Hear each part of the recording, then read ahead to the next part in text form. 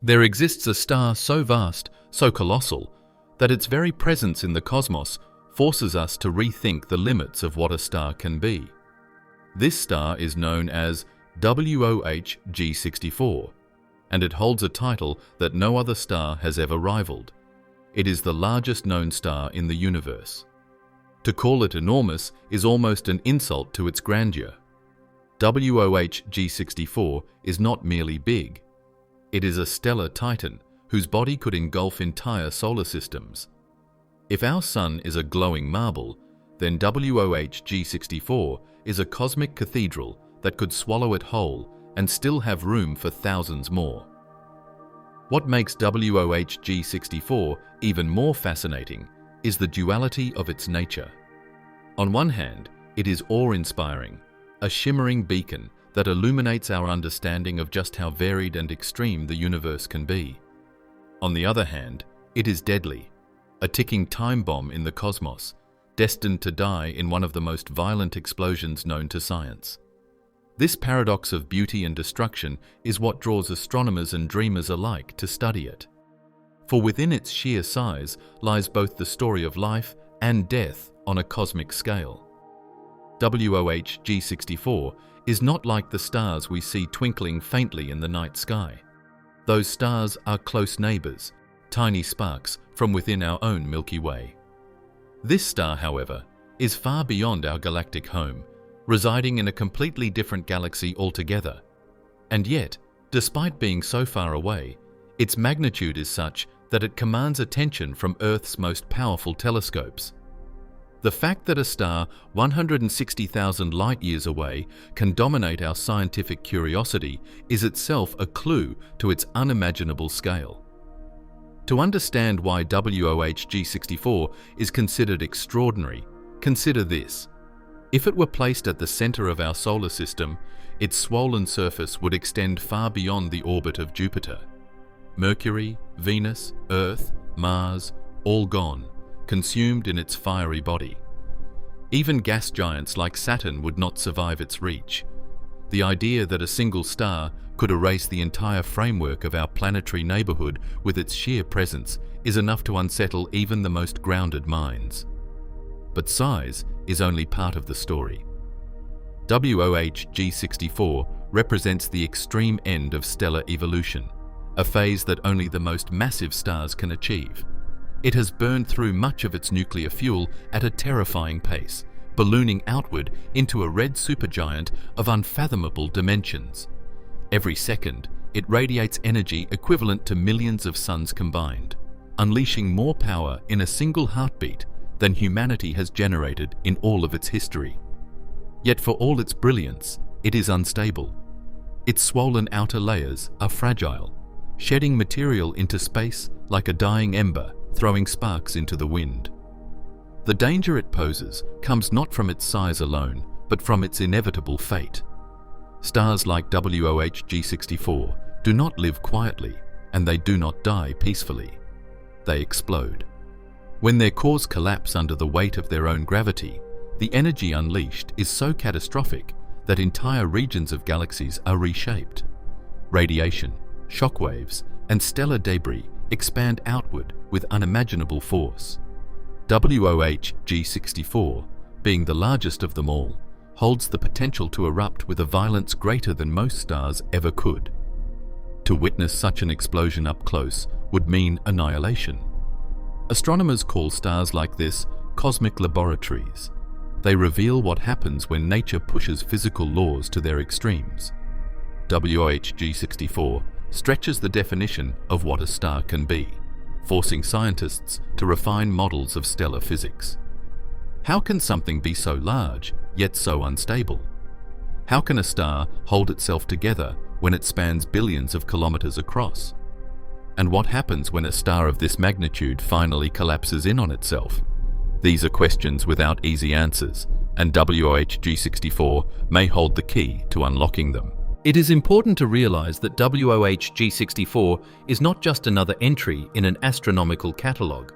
It is an outlier, a star so rare and peculiar that it almost feels mythical.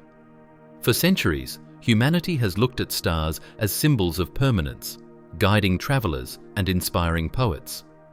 But WOH G64 reminds us that even the brightest and most magnificent stars are fleeting.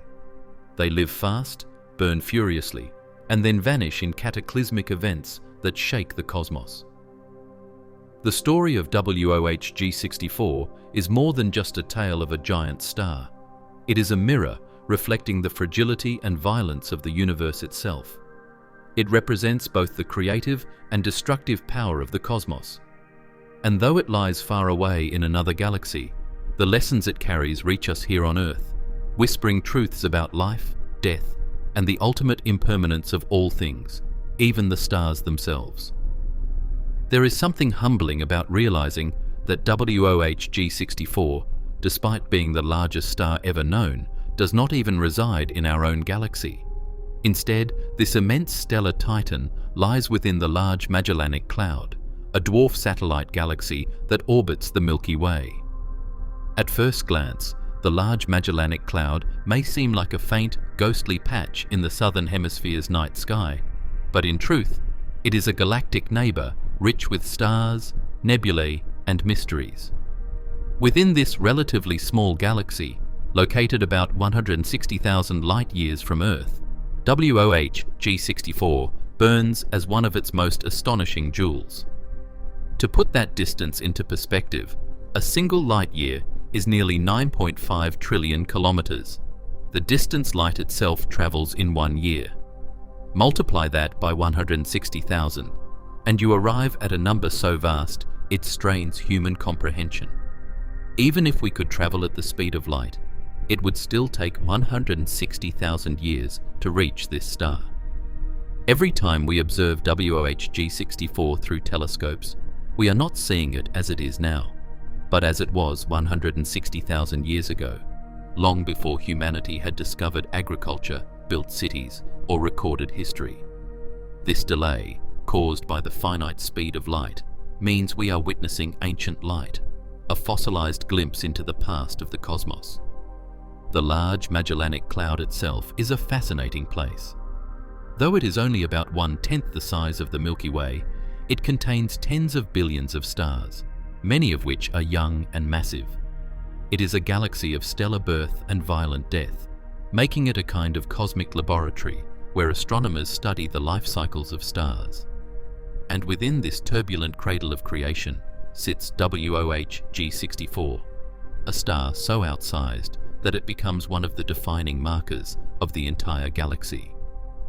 What makes WOH G64's location even more significant is how its environment influences its properties. The Large Magellanic Cloud has lower metallicity compared to the Milky Way, meaning its stars contain fewer heavy elements. This difference in composition may be one of the reasons why WOH G64 was able to expand to such a staggering size. In environments with fewer metals, stars often lose mass more slowly, allowing them to balloon outward into gigantic red supergiants without shedding their outer layers as quickly as their counterparts in the Milky Way. Thus, the Large Magellanic Cloud provides just the right conditions for WOH G64 to exist in its current colossal state. Despite being outside of our own galaxy, WOH G64 still has a profound presence in astronomical studies here on Earth. Its distance does not diminish its significance. In fact, it enhances it. Observing a star of this magnitude in another galaxy gives astronomers a chance to compare stellar evolution across different galactic environments. By studying WOH G64's placement within the Large Magellanic Cloud, scientists can better understand how massive stars live and die in regions that differ from our own galactic backyard. And while 160,000 light-years may sound unimaginably far, in cosmic terms, it is surprisingly close. The universe itself is nearly 93 billion light-years in diameter.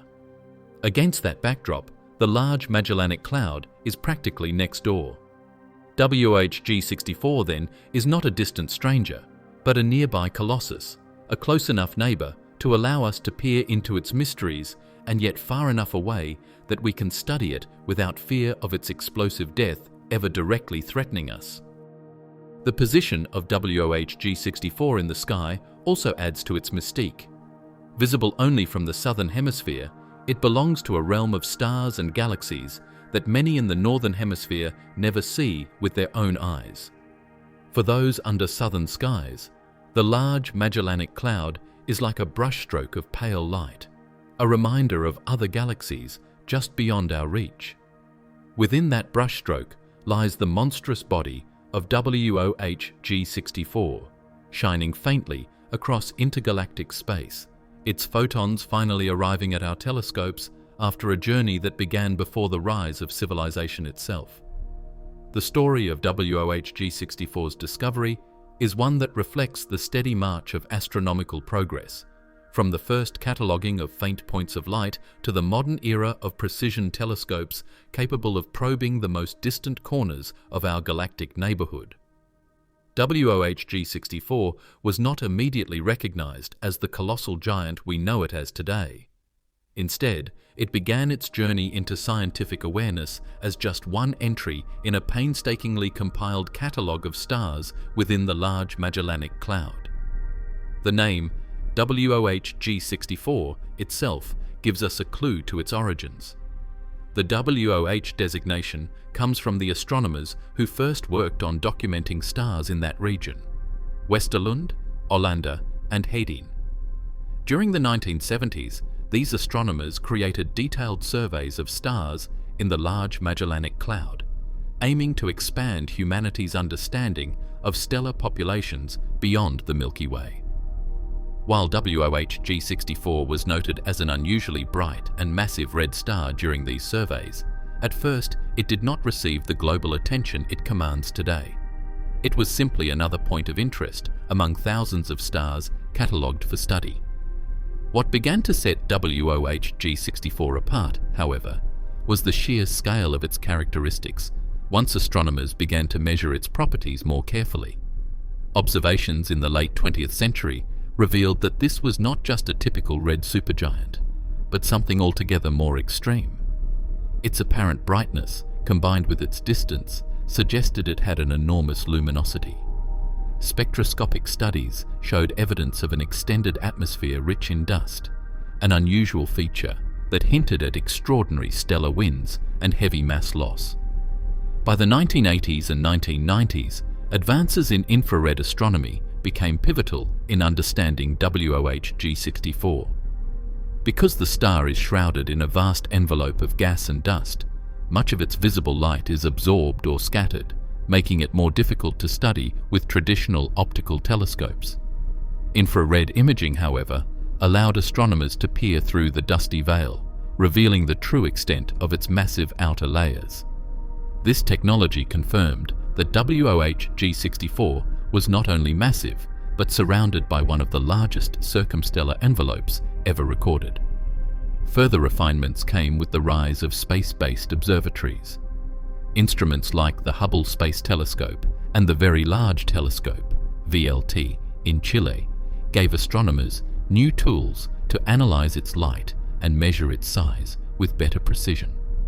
Estimates of its radius grew ever more staggering, nearly 1,500 times the size of the Sun. This revelation catapulted WOH G64 into a new category, no longer merely a large red supergiant, but the largest star humanity had ever documented. The discovery process was not without controversy, however. Early estimates of its size were so immense that some scientists initially questioned whether the data could be trusted.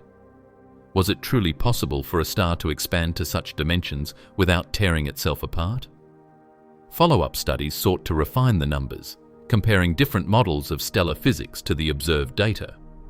While the exact radius of WOH G64 may fluctuate depending on the method used, there is no doubt that it remains at the very upper limit of stellar size, far surpassing other known giants.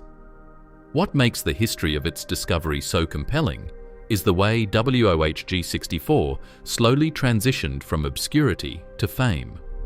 For years, it lingered in catalogues as a distant, dusty red star.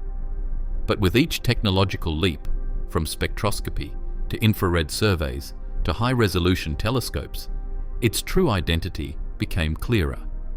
Now, it is not just a footnote in a stellar catalogue. It is a benchmark, a cosmic extreme against which other massive stars are compared.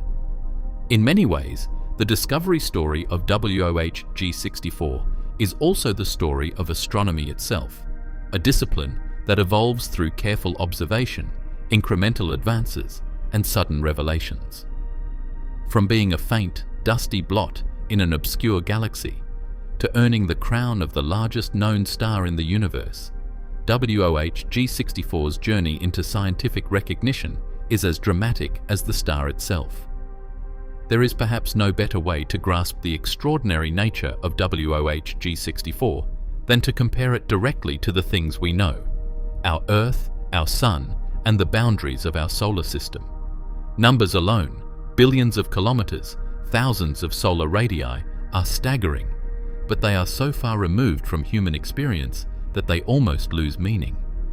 What makes WOH G64 so astonishing is not simply that it is larger than anything else we know, but that its size can only truly be appreciated when we see how it utterly dwarfs everything familiar to us.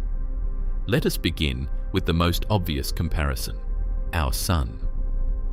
The Sun is massive by human standards. Its diameter is about 1.4 million kilometers, and over 1 million Earths could fit inside its volume. To us, it is the central giant, the gravitational anchor of everything we know, providing the light and warmth that sustains life on Earth.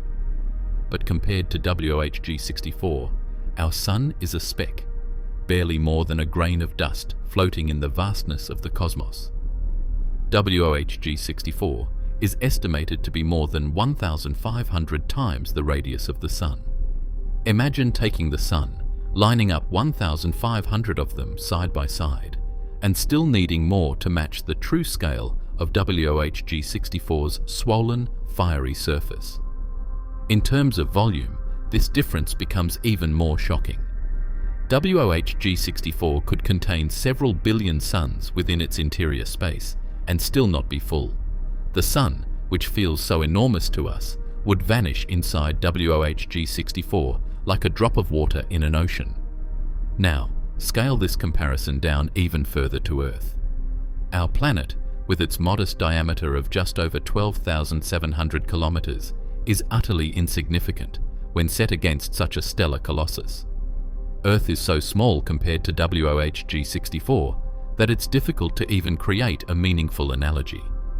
If Earth were the size of a single grain of sand, then WOH G64 would be a structure larger than a skyscraper, dwarfing everything around it. In fact, if we attempted to place Earth inside this star, it would take over 7 trillion Earths to fill WOH G64's volume. That is a number so immense that it is practically impossible to visualize. Consider this: if every human being on Earth held one Earth-sized marble and they piled them together, you would still fall short of filling this star's vast body. The true magnitude of WOH G64, however, becomes clearest when we compare it not just to single planets or the Sun, but to the scale of our entire solar system. If WOH G64 were placed where our Sun currently resides, its surface would not stop near Mercury, Venus, or Earth. It would not stop even at Mars, nor at the asteroid belt. Instead, its outer layers would extend well beyond the orbit of Jupiter, the 5th planet from the Sun. Imagine standing on Earth and looking up into the sky, only to find that instead of a small, distant sun, the entire sky is consumed by the glowing surface of a red supergiant. Day and night as we know them would not exist. The planet would be engulfed in fire long before you could even think of appreciating the view. Not only would Earth be incinerated, but so too would every planet up to and including Jupiter. Saturn, Uranus, and Neptune might barely escape its outer boundary, but even they would feel the crushing effects of its heat and gravity. This means that the star is not just large, it is cosmically monstrous. The solar system that feels vast to us, stretching across billions of kilometers, would fit easily within its bloated body. For context, the distance from the Sun to Jupiter is about 778 million kilometers. That entire stretch of cosmic real estate The orbits of Mercury, Venus, Earth, Mars, and Jupiter combined would be swallowed inside the radius of WOH G64. But the sheer enormity of the star goes beyond physical dimensions. When astronomers calculate the star's surface area and volume, the numbers are staggering. Its surface area alone is billions of times greater than the Earth's, meaning it radiates energy from an unimaginably vast expanse. The volume of WOH G64 is so immense that it redefines what we think of as a star. Most stars are small, compact, and dense. But WOH G64 is more like a colossal, fiery cloud stretched across billions of kilometers. Its density is remarkably low for an object of such size. The outer layers of WOH G64 are tenuous and thin compared to the dense core, meaning that if you could somehow scoop a chunk of its outer atmosphere and place it in a container, it would be far less dense than air here on Earth. This paradox of size and structure is what makes the comparison so difficult. Our human intuition fails when dealing with scales this large. We can picture a mountain towering over a valley, or even Earth as a sphere in space. But how do we picture something so large that an entire solar system could disappear inside it? Even simulations and animations struggle to capture the sheer absurdity of its scale. The comparisons with the Sun and Earth only highlight how small we truly are in the grand scheme of things.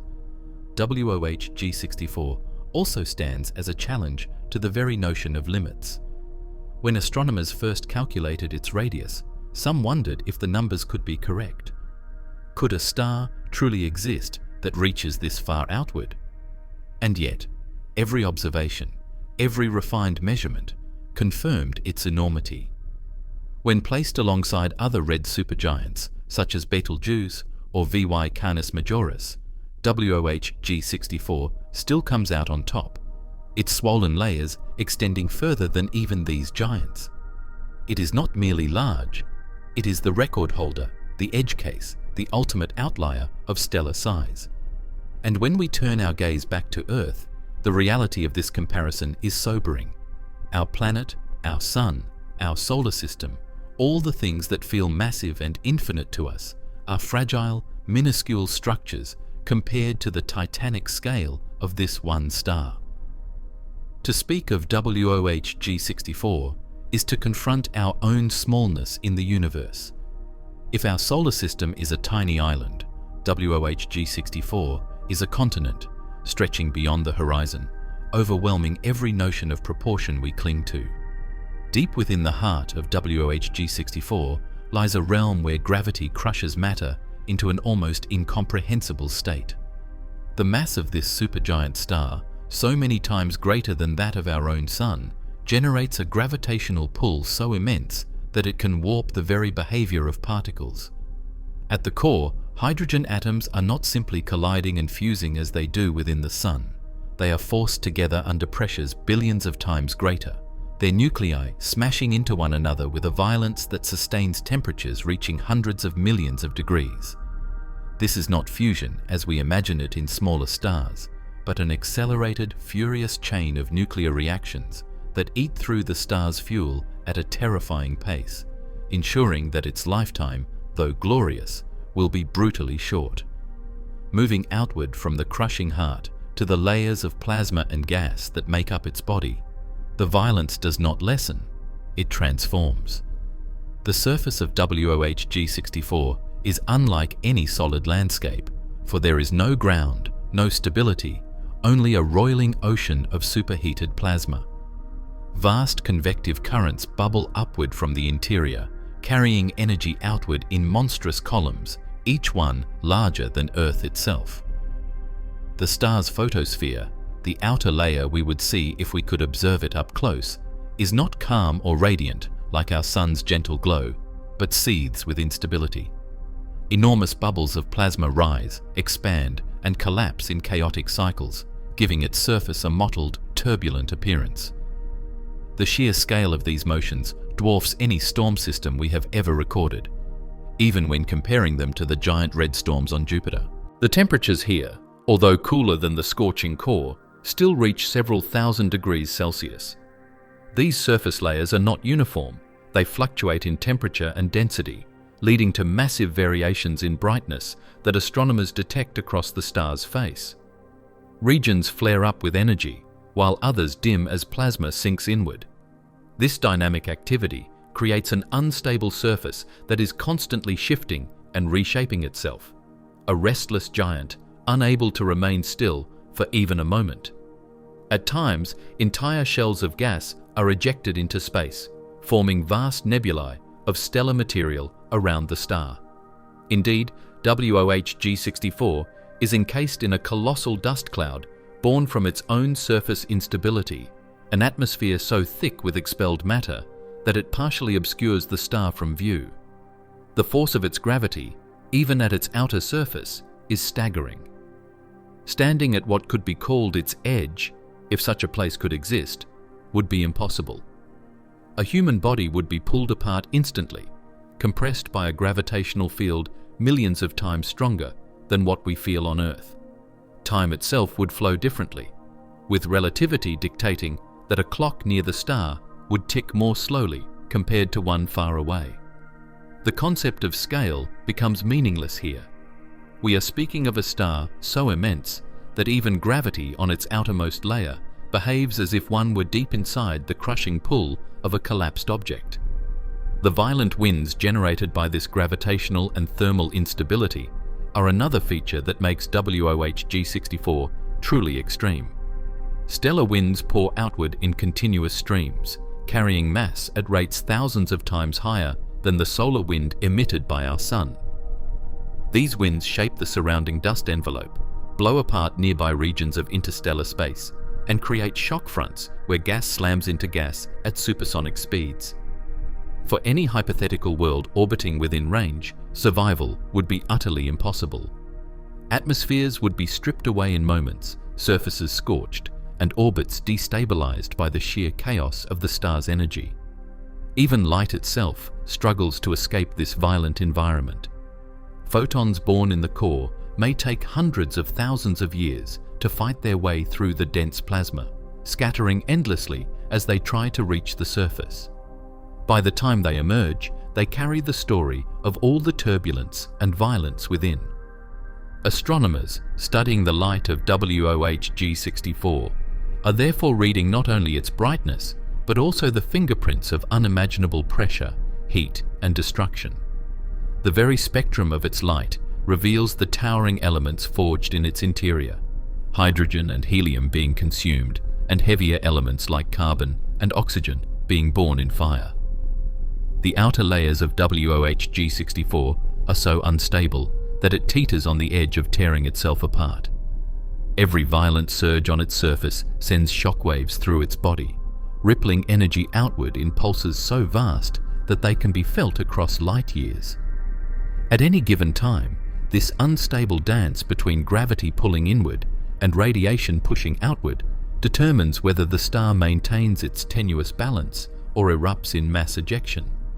Its life is one of constant struggle, a titanic war between collapse and explosion, where both forces are so extreme that either outcome would unleash devastation beyond human comprehension.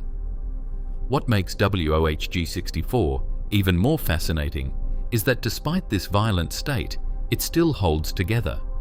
The interplay of pressure, heat, and gravity maintains an equilibrium that allows the star to shine, but it is a delicate balance, one that cannot last forever. In this extreme environment, the countdown to catastrophe is always ticking.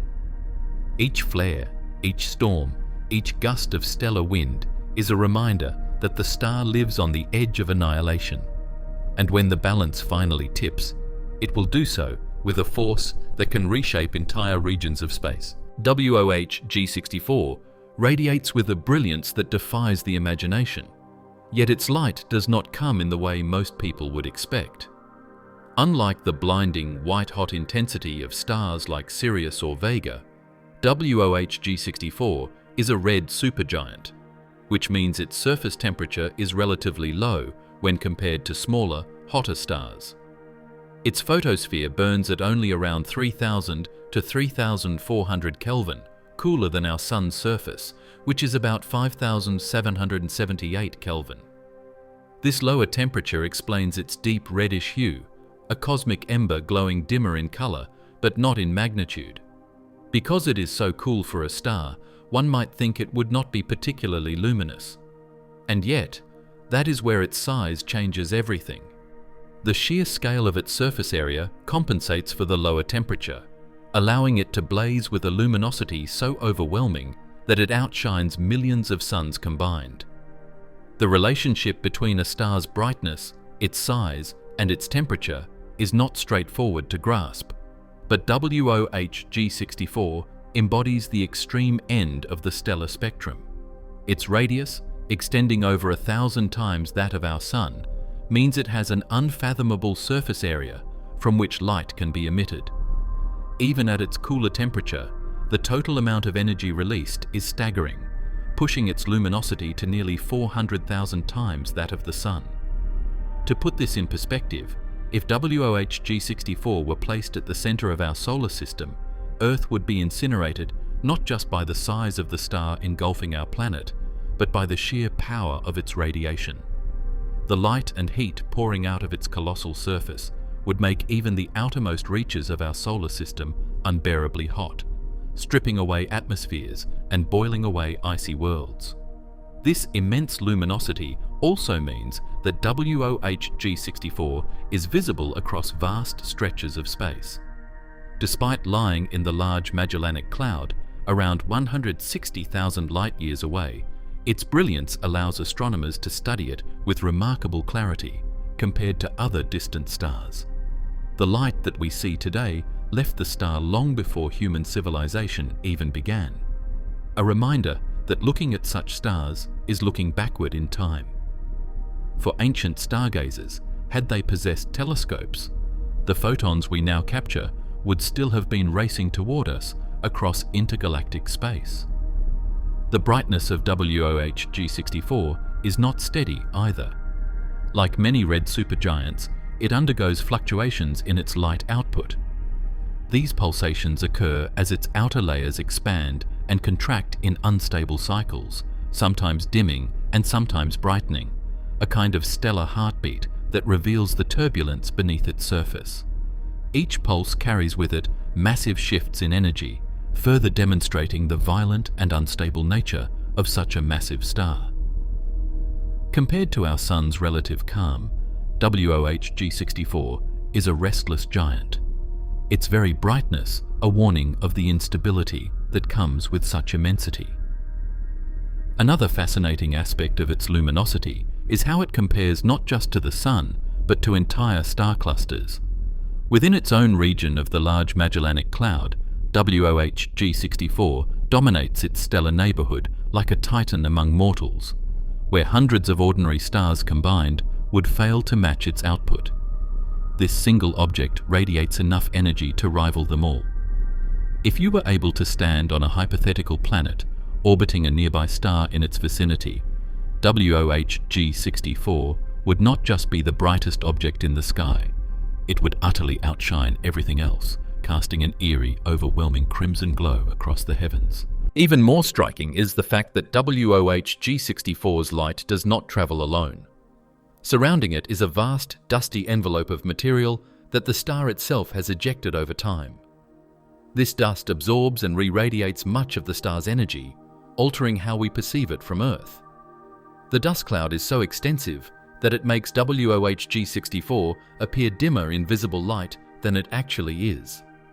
In reality, once astronomers accounted for this obscuring veil, they discovered that the star's true luminosity was far greater than early measurements suggested.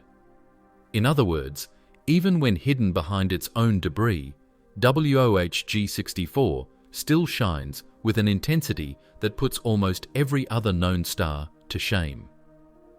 The idea of brightness in stars is always relative to distance, but even at the cosmic scale, WOH G64's power stands out. If it were placed just 10 light-years away from Earth, an incredibly close distance in galactic terms, Its light would rival or exceed that of the full moon. Our night sky would no longer be dark, but instead dominated by a red, glowing presence, a celestial furnace hanging above us like an omen. Life on Earth, if it could withstand the radiation, would live under a constant scarlet twilight, its rhythms dictated by a star so massive it would warp the very fabric of our skies. The sheer luminosity of WOH G64 also tells us something about its fate. Stars this large cannot sustain their brilliance forever. The very energy that makes it so bright is also the energy that fuels its rapid decline. Unlike smaller stars that can burn steadily for billions of years, WOH G64 is living fast and burning through its fuel at an unsustainable rate. Every burst of radiation we see is a step closer to its inevitable collapse. Each photon a reminder of the extraordinary yet fleeting existence of such a giant. WOH G64 is, in essence, a paradox. Its surface is relatively cool, yet it blazes with more light than millions of suns. Its glow is obscured by its own dust, yet it still shines through as one of the most luminous stars ever observed. Its brilliance is both a spectacle of beauty and a warning of impending destruction. When we look at it, we are witnessing a star in the twilight of its life, shining with everything it has left before gravity finally wins and tears it apart. WOH G64 belongs to a rare and awe-inspiring category of stars known as red supergiants, an evolutionary phase that represents one of the final chapters in the life cycle of a massive star. To call it a red supergiant is to place it among the giants of giants, objects so vast and unstable that they push the boundaries of what stellar physics can tolerate. When astronomers classify WOH G64 as a red supergiant, they are essentially saying that this star has already left behind its main sequence phase, the long and relatively stable period where hydrogen fusion dominates, and has entered a phase of radical expansion, transformation, and impending doom. A red supergiant like WOH G64 is born from a massive star, one that began its life at perhaps 20 to 40 times the mass of our Sun. For millions of years it lived in balance, fusing hydrogen into helium in its core, its gravity pulling inward while the immense energy of fusion pushed outward. But this equilibrium could not last forever. Once its hydrogen fuel became depleted at the core, the balance broke. The immense gravitational pressure caused the core to contract, heating it to unimaginable temperatures, while the outer layers ballooned outward on a colossal scale, transforming the star into the titanic structure we see today. This is the hallmark of a red supergiant, an aging giant in the twilight of its life, bloated, unstable, and nearing its inevitable destruction. The red in its classification refers to its relatively cooler surface temperature compared to hotter blue stars. While its surface still burns at thousands of degrees Kelvin, that temperature is cooler than the blazing white or blue stars that are younger and more stable. This cooler temperature shifts its glow into the reddish part of the spectrum, giving WOH G64 its distinctive hue. But do not mistake cooler for weaker. Because of its sheer surface area, even at a lower temperature, it radiates more energy than millions of suns combined. Its vast and tenuous outer envelope is so expanded that the surface is not tightly bound to the core, making the star's outer layers unstable, chaotic, and prone to shedding colossal amounts of material into space. The classification of WOH G64 as a red supergiant also signals its fleeting nature. Stars in this phase live only a tiny fraction of their total lifespan, perhaps a few 100,000 years compared to the millions or billions of years they may have spent in earlier phases. In cosmic terms, this is the blink of an eye. That means that when we observe WOH G64, we are witnessing a star in its dying breath, teetering on the edge of one of the most violent fates a star can face. Red supergiants are not stable entities. They pulse, shift, and shed matter at extreme rates, preparing for their final act. The The bloated outer layers of WOH G64 are a direct consequence of the furious nuclear activity in its core. As the star runs out of hydrogen, it begins fusing helium into carbon and oxygen, and in turn, those elements are fused into heavier ones. Each stage releases less and less energy, forcing the core to contract further and heat up, driving the outer layers to expand outward again. This process repeats with increasingly heavy elements, building a layered onion-like structure deep inside the star. At some point, fusion of iron will begin to occur, or more precisely, the inability to fuse iron will spell the end. Fusion up to iron still releases energy, but once iron dominates the core, no more energy can be extracted from nuclear fusion. Gravity will win its battle against outward pressure, leading to collapse. WOH G64, as a red supergiant, stands precariously close to this ultimate tipping point. Its classification is not just a label, but a warning.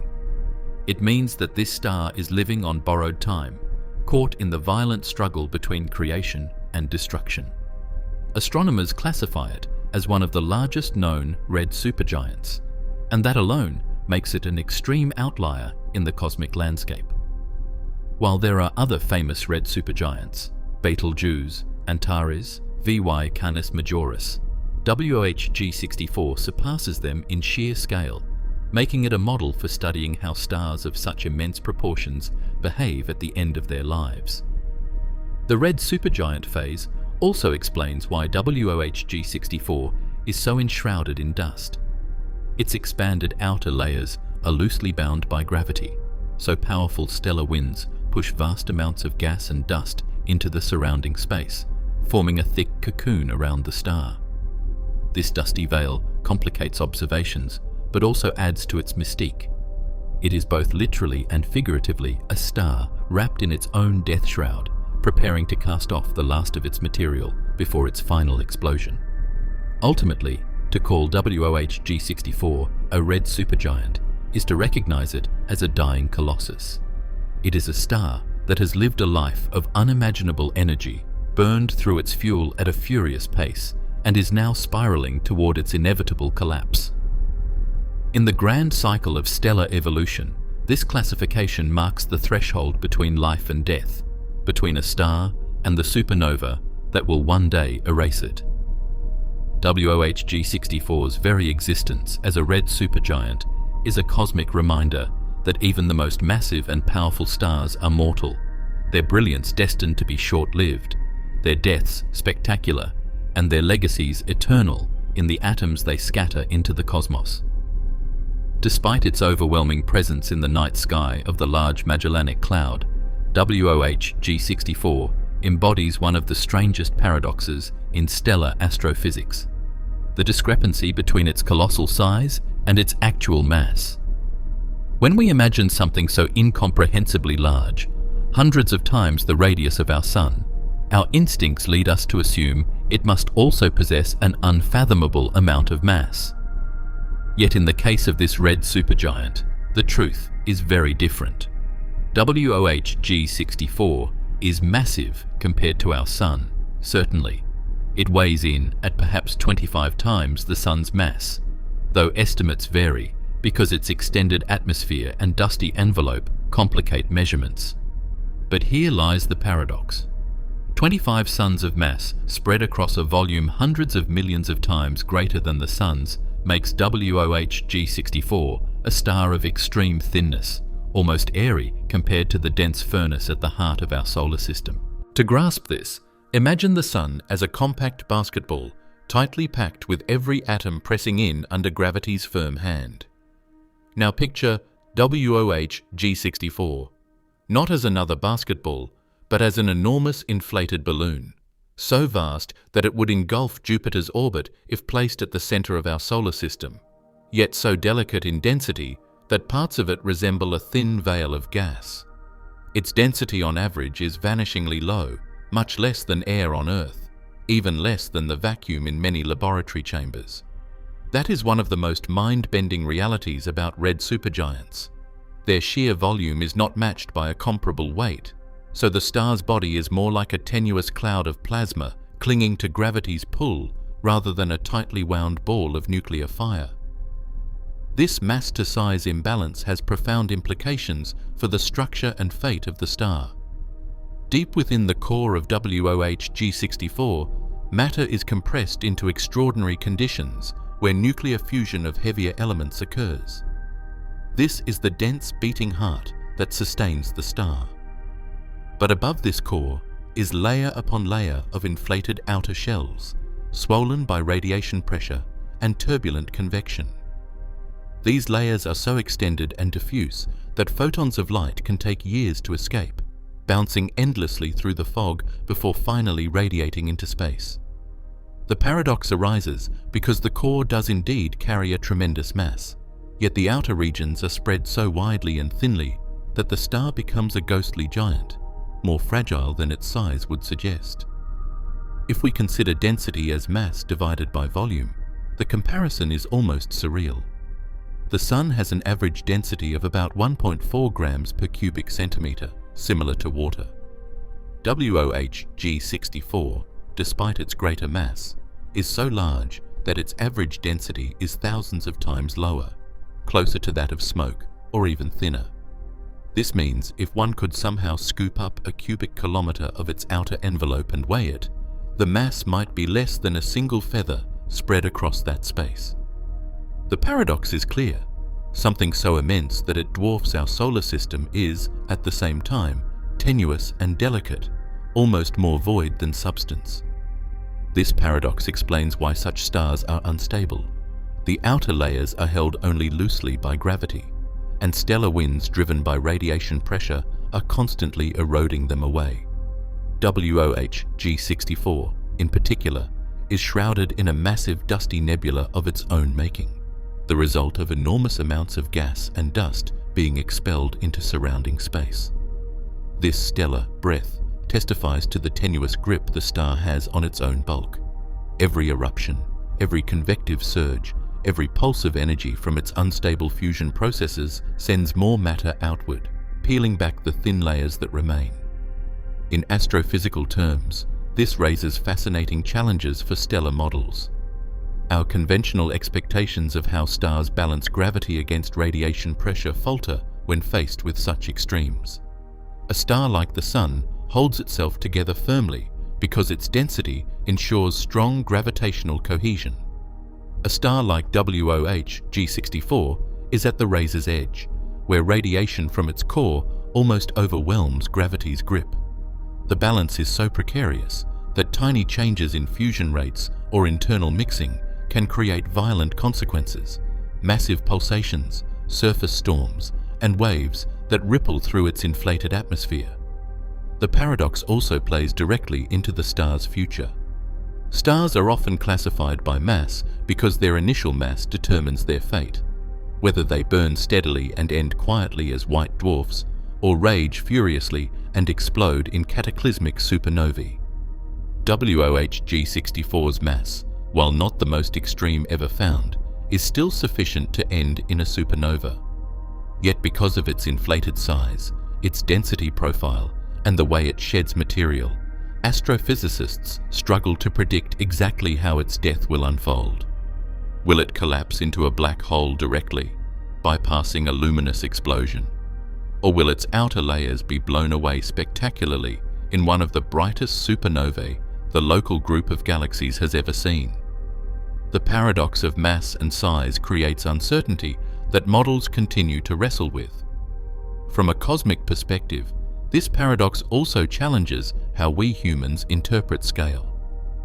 Our intuition about bigger and heavier comes from experiences on Earth, where large objects are generally also massive and dense, but in the stars, these familiar rules are upended. Something unimaginably vast may be remarkably insubstantial, while something much smaller may contain almost inconceivable mass.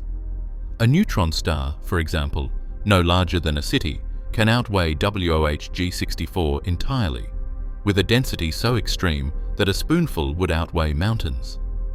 WOH G64 is the opposite extreme, larger than the imagination but almost ethereal in its tenuousness. This paradox of mass and size is one of the reasons WOH G64 remains a fascination for astronomers. It represents the strange, often counterintuitive physics that governs stellar life. The idea that something so vast could be, in some sense, fragile, reveals the complexity of the universe's most powerful engines. It also underscores why stars like this are temporary, fleeting behemoths. Their very size ensures instability, and their relatively low density ensures rapid loss of mass. They burn brightly and live briefly, leaving behind either a dense remnant or vanishing into darkness after an explosive end. Thus, the paradox of WOH G64 is a lesson in humility. The largest does not always mean the heaviest. The most extended does not always mean the strongest. In fact, it may mean the opposite, that in its grandeur lies fragility, in its immensity lies instability. WOH G64 may dominate its corner of the universe with size, but compared to denser stars and compact remnants, it exists as a fragile colossus, a swollen giant straining against the inevitability of collapse. It is a paradox written in plasma and dust, and its story is a reminder that the universe often defies the assumptions we take for granted.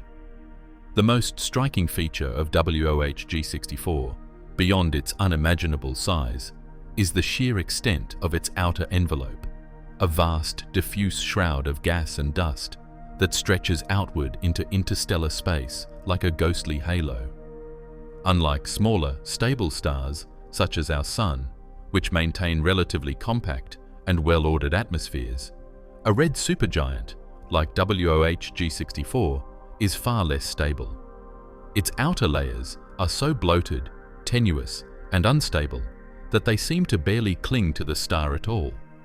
This envelope is so extended that it gives the impression of a star dissolving into its surroundings, blurring the boundary between what is considered the star itself and the interstellar medium beyond.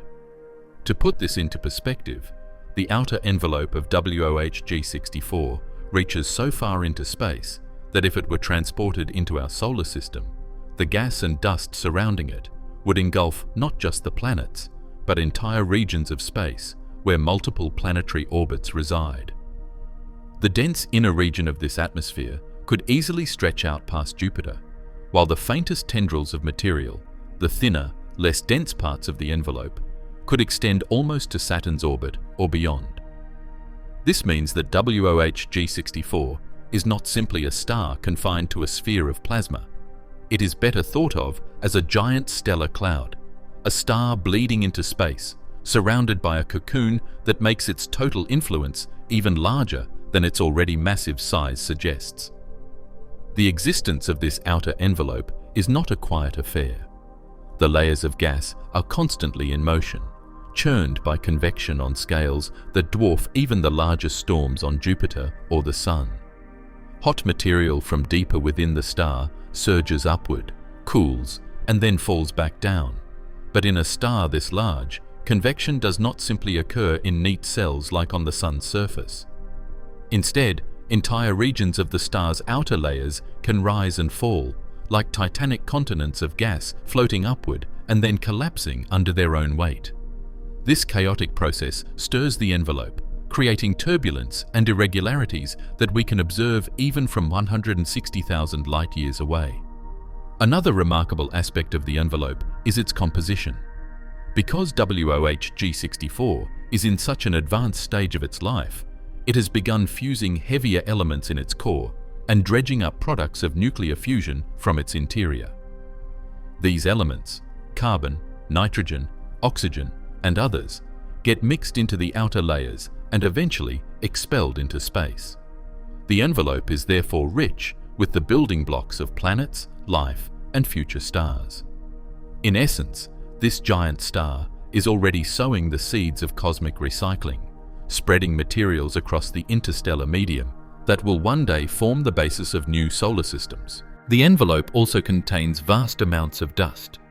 This is not the kind of dust we think of on Earth, but tiny grains of silicates, carbon compounds, and other complex molecules that condense in the cooling layers of the star. Dust plays an incredibly important role in astronomy.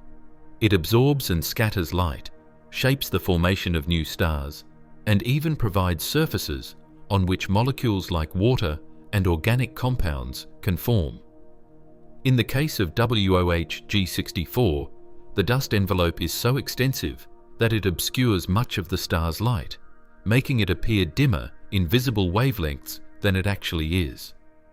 Only by peering into the infrared spectrum can astronomers pierce through this veil and measure the true scale of the star.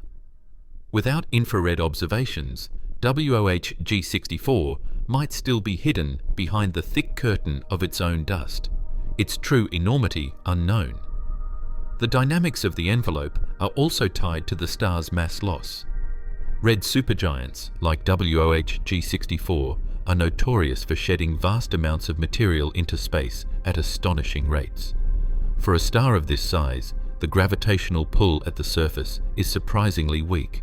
Its mass is immense, but spread out across such a huge radius that the outer layers are only loosely bound. Even slight instabilities, pulsations, or radiation pressure can push gas outward, ejecting it into space. In the case of WOH G64, it is losing mass at a rate thousands of times greater than the Sun. Each year, it throws off material equivalent to several Earths, and over the course of its final million years, it will shed many solar masses of gas. This constant outflow feeds and expands the envelope, making the star appear even more ghostly and diffuse.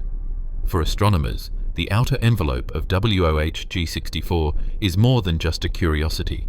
It is a laboratory for understanding the death throes of massive stars. By studying its structure, composition, and dynamics, scientists can learn how stars like this enrich their galaxies, how they lose mass before exploding as supernovae, and how the violent end stages of stellar life help shape the evolution of galaxies themselves. The gas and dust being expelled now will linger long after WOH G64 itself is gone, drifting through the Large Magellanic Cloud as a stellar legacy written in interstellar clouds. One of the most fascinating implications of this vast envelope is the way it blurs the definition of where the star ends and space begins. In smaller stars, we can fairly clearly define a surface or photosphere, the region where light escapes and the star becomes visible. For WOH G64, however, this boundary is far less distinct. The envelope is semi-transparent, riddled with dust and irregular clumps of gas, and it extends so far outward that it creates a kind of stellar atmosphere on a galactic scale. To describe WOH G64 as merely large is almost misleading. It is an entire environment, a star surrounded by a miniature nebula of its own making, alive with motion, chemistry, and turbulence. And yet, for all its grandeur, the envelope is also a harbinger of doom. It is a sign that WOH G64 is unstable, losing its mass and inching closer to collapse. Every puff of gas, every stream of dust, is another step toward the inevitable moment when its core will no longer be able to sustain fusion. When that moment comes, the star's tenuous outer envelope will not be gently dispersed.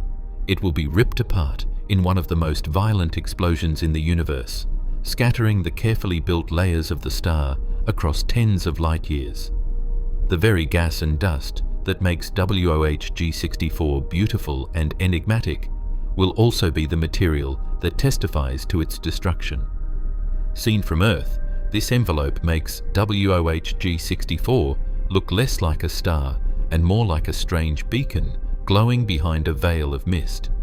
It stands as a reminder that stars are not rigid objects, but living, evolving entities that change with time, losing parts of themselves, reshaping their surroundings, and ultimately giving back to the universe far more than they take.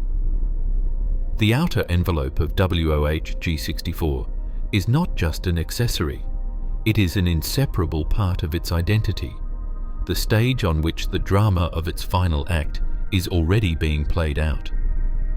If there is one factor that truly elevates WOH G64 from being merely extraordinary to being downright terrifying. It is the looming risk of its eventual explosion. Like all red supergiants, WOH G64 has already entered a very late stage in its stellar life cycle. A star of its scale burns through its nuclear fuel incredibly fast compared to smaller stars like our Sun.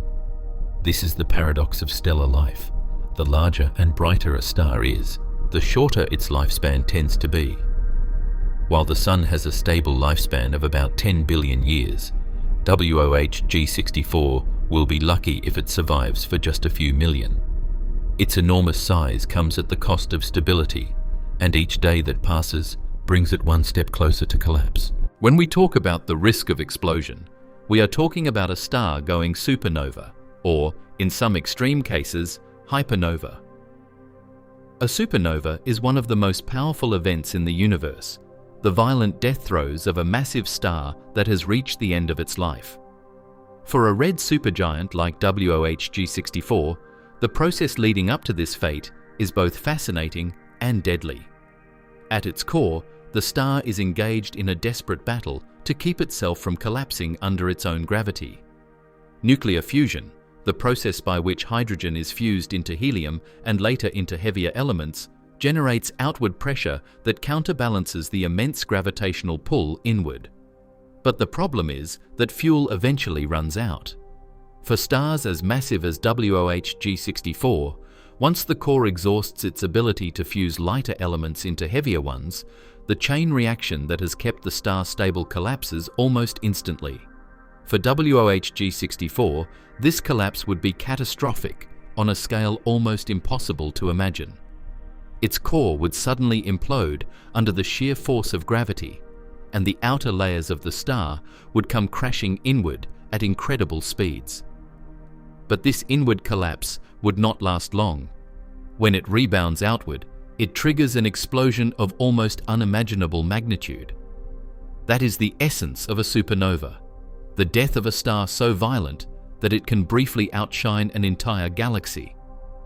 And for a star as gigantic as WOH G64, the risk is that it might not just go supernova, it might go hypernova, an even rarer and more extreme event. Hypernovae are thought to be responsible for some of the most dangerous phenomena in the universe, including the production of gamma-ray bursts, which are unimaginably energetic jets of radiation that shoot across space at nearly the speed of light. These bursts are so powerful that if one were ever directed at Earth from within a few thousand light years, it could strip away our atmosphere and render the planet uninhabitable. Fortunately, WOH G64 is about 160,000 light-years away in the Large Magellanic Cloud, meaning that even its most violent explosion would not directly threaten our planet. But the sheer thought of such power existing in our cosmic neighborhood is enough to humble us. The danger, however, is not just limited to the hypothetical. Even from its location, an explosion of WOH G64 would leave visible traces across the cosmos. For observers on Earth, it would appear as a brilliant new point of light in the night sky, brighter than any star or planet, and possibly even visible during the day. Ancient records from human civilizations describe supernovae from far smaller stars lighting up the sky like miniature suns. Imagine then what it would be like if a behemoth like WOH G64 were to erupt. The shockwave would plow through the surrounding regions of the Large Magellanic Cloud, reshaping interstellar gas and dust, possibly triggering the birth of new stars in its aftermath. The explosion would scatter heavy elements, oxygen, iron, carbon, and beyond, into the galaxy, elements that are essential for the formation of planets and life itself. In a sense, its death would be both a destructive and a creative act. One of the reasons WOH G64 is considered particularly dangerous in astronomical terms is because of its instability. Its extended outer envelope, the vast gaseous layers surrounding the star, is already shedding enormous amounts of material into space. This is a classic sign that the star is in its final evolutionary stages. The more material it loses, the more unstable it becomes, and the closer it inches toward collapse. Astronomers cannot predict exactly when this will happen. It could be tomorrow, or it could be hundreds of thousands of years from now. On cosmic timescales, though, that is essentially the blink of an eye. The sheer energy that would be released in the explosion boggles the mind.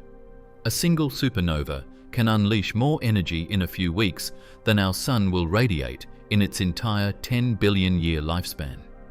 For WOH G64, with its colossal size, the numbers become even more staggering. If it were to go hypernova, it could release 10 times more energy than a typical supernova, flooding the universe with light and radiation. And unlike many smaller stars, which quietly collapse into white dwarfs, WOH G64's fate will almost certainly be violent. What happens after the explosion is another story entirely, one that is equally filled with danger. When a star of this magnitude dies, its core may collapse into either a neutron star or a black hole. Given WOH G64's size, a black hole is the most likely outcome. That means its death will leave behind one of the most extreme objects in the universe, a region of space where gravity is so strong that not even light can escape. The Large Magellanic Cloud may one day host this dark remnant of the giant, an invisible monster lurking where once there was brilliance. For humanity, the fascination with WOH G64 lies not in its ability to harm us directly, but in the lesson it teaches about the universe itself. It shows us that stars are not eternal, and that even the most magnificent ones must eventually meet their end. It forces us to confront the sheer violence of cosmic evolution, where destruction and creation are intertwined. WOH G64 is both a beacon of light and a ticking time bomb, reminding us that the universe operates on scales of power that dwarf our comprehension.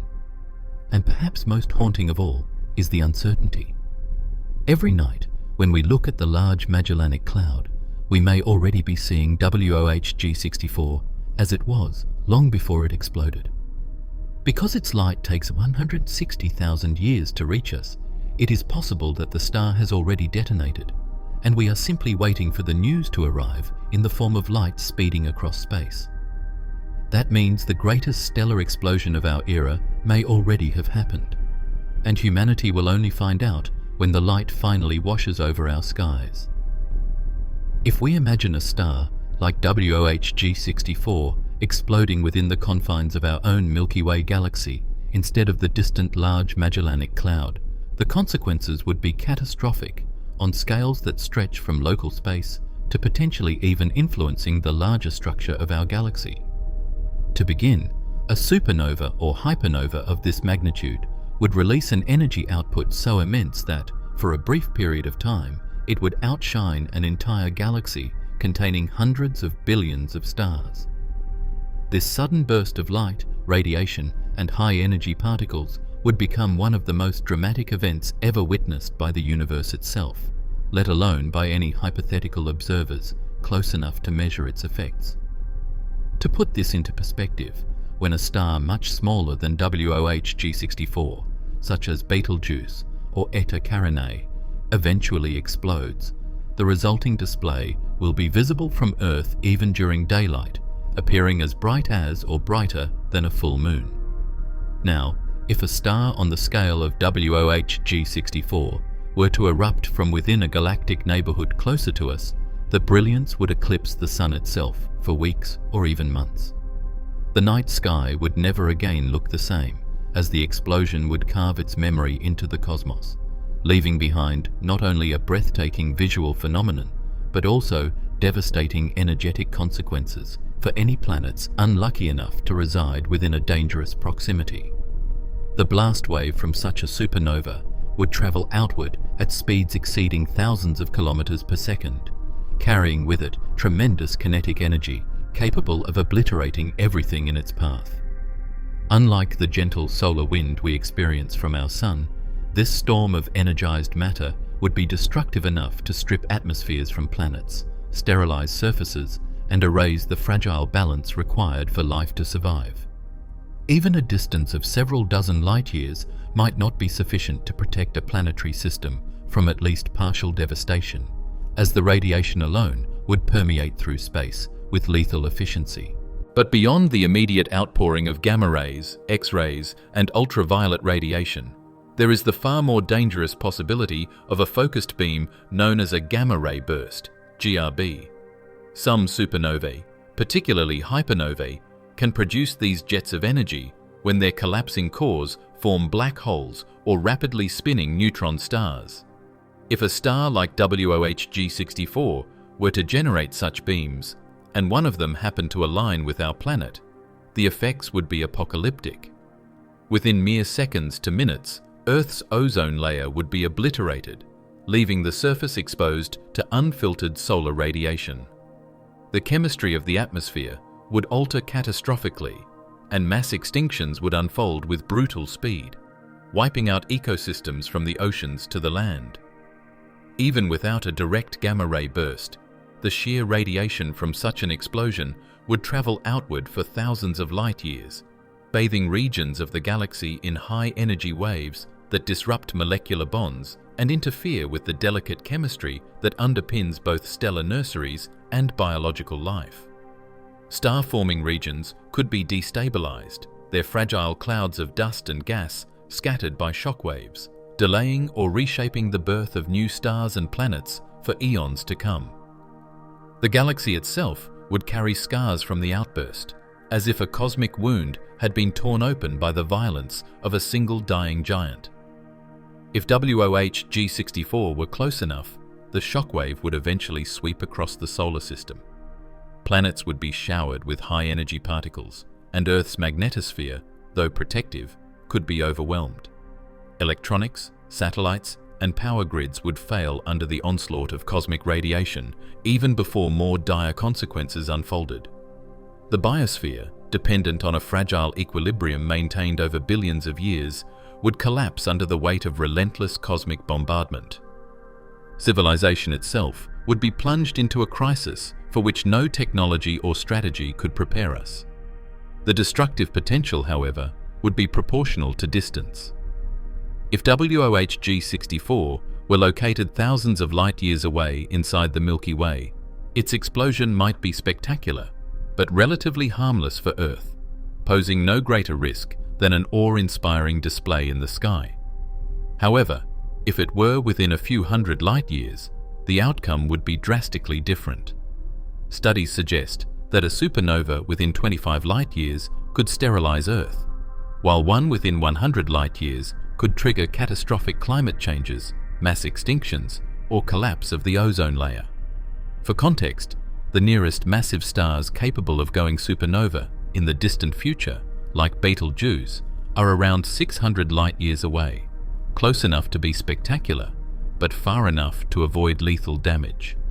WOH G64, with its enormous size and energy potential, would only amplify these risks if it occupied such a position. One of the more fascinating aspects of a hypothetical nearby explosion of WOH G64 is its ability to seed the galaxy with heavy elements. Every supernova acts as a forge, dispersing elements heavier than iron, like gold, uranium, and platinum, into interstellar space. These elements then mix into star-forming regions, enriching future stars and planets with the building blocks necessary for life and technology.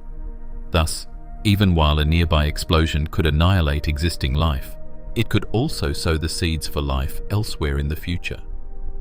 The duality of destruction and creation is one of the most compelling paradoxes of stellar death.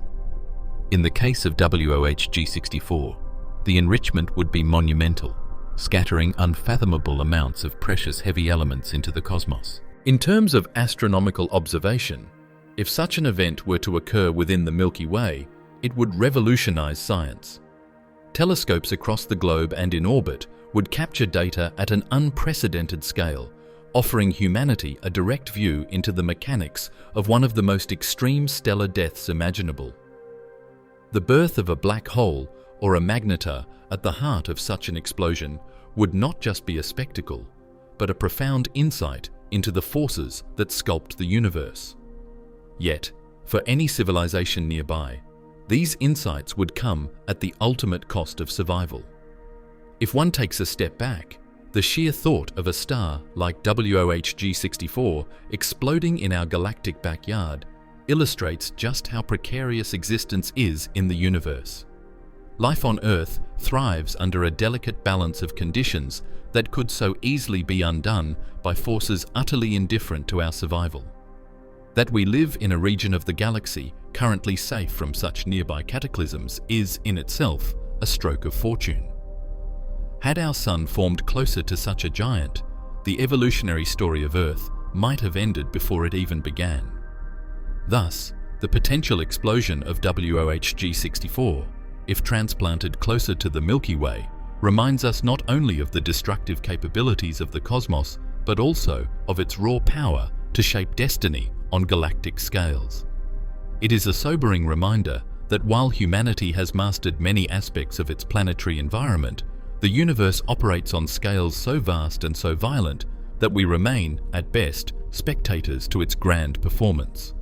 The light of such a cataclysm might inspire awe, but its consequences would humble even the most advanced civilizations, reminding us that existence itself is fragile in the face of stars that burn too bright and die too violently. WOH G64 is not a calm star. It is a cosmic monster constantly trembling, shedding, and reshaping itself in ways that remind astronomers how fragile even the largest titans of the universe truly are.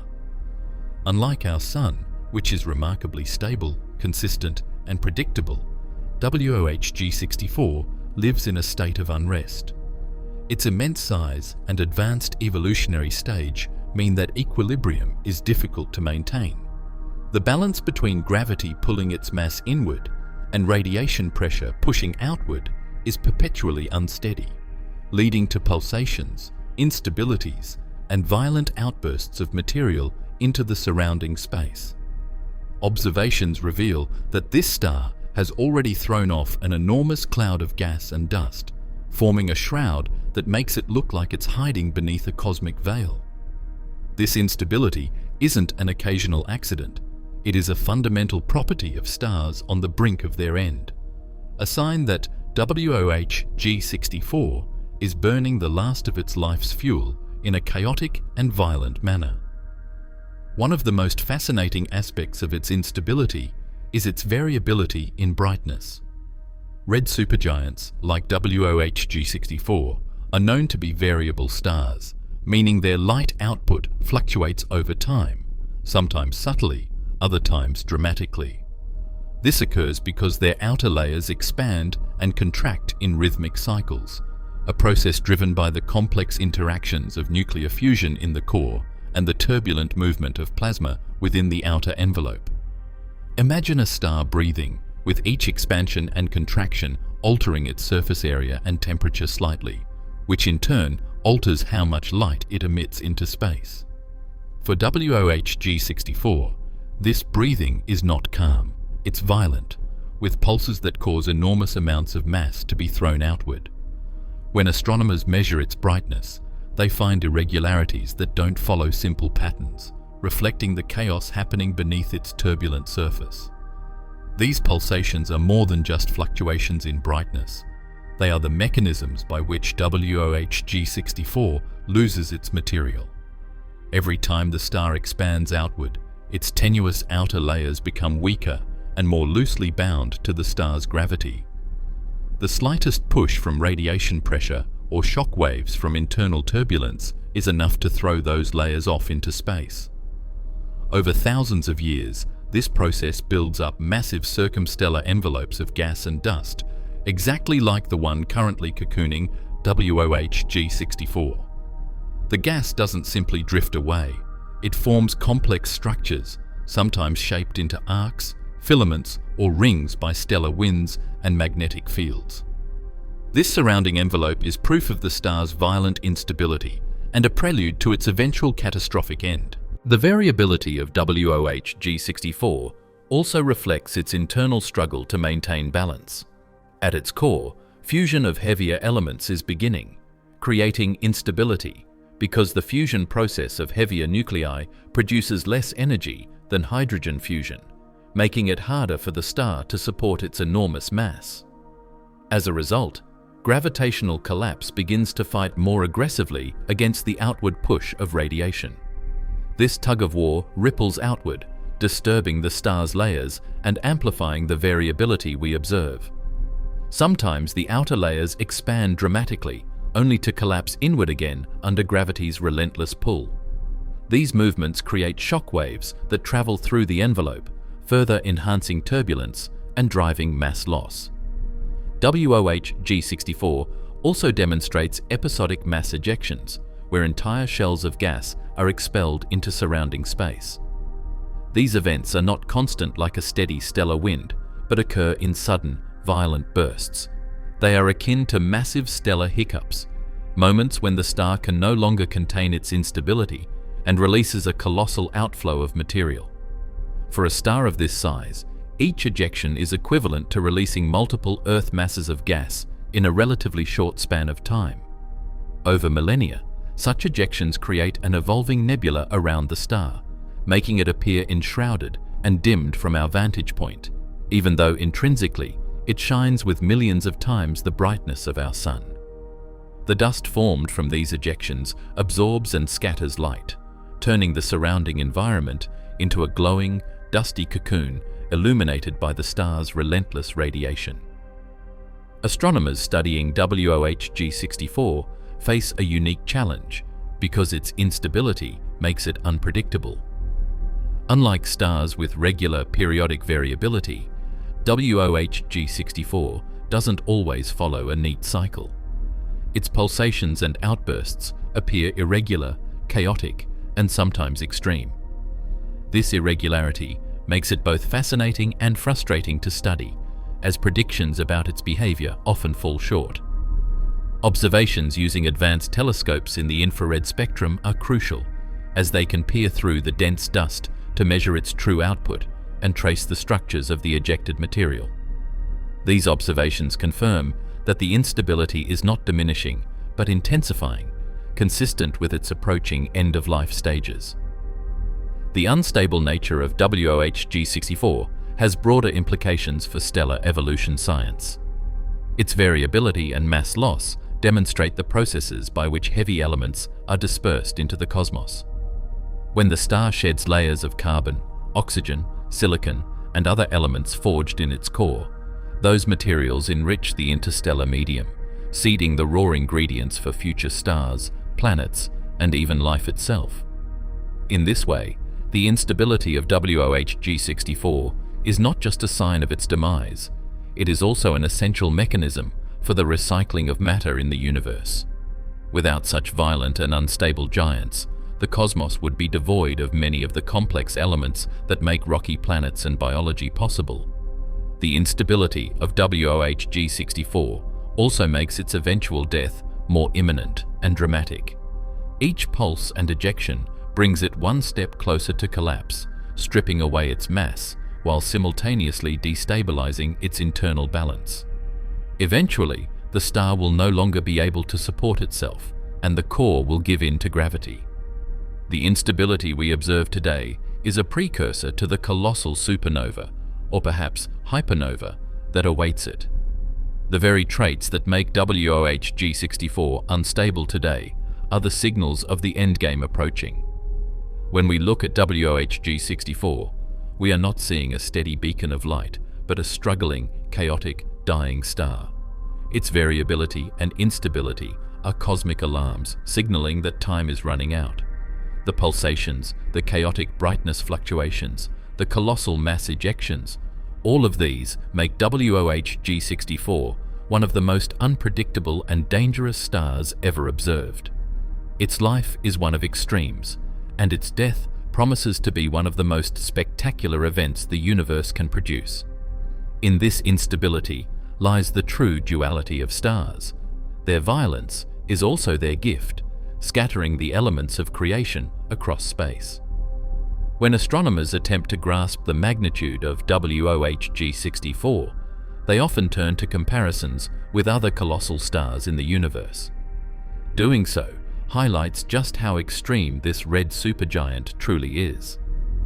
WOH G64 resides in the Large Magellanic Cloud, and despite its distance, it remains one of the most extraordinary stellar giants ever measured. To understand its scale and uniqueness, it helps to set it side by side with some of the most famous giants known to science: Betelgeuse, VY Canis Majoris, and a handful of other supergiants that represent the upper limits of stellar evolution. Through these comparisons, the unparalleled extremity of WOH G64 becomes vividly clear. Let's begin with Betelgeuse, the well-known red supergiant in the constellation Orion. Betelgeuse is already astonishing by human standards. It's estimated to be about 764 times the Sun's radius, large enough that if placed at the center of our solar system, it would extend beyond the orbit of Mars and nearly touch Jupiter's orbit depending on measurement uncertainties. Betelgeuse is highly visible to the naked eye and has long fascinated humanity, not just for its brightness, but also for its variable, unstable behavior, which suggests it may go supernova relatively soon in cosmic terms. Yet compared to WOH G64, Betelgeuse looks almost modest. WOH G64 dwarfs Betelgeuse, stretching to nearly 1,500–1,800 times the Sun's radius. That means WOH G64 is about twice the size of Betelgeuse, giving it a scale that takes the term giant to an entirely new level.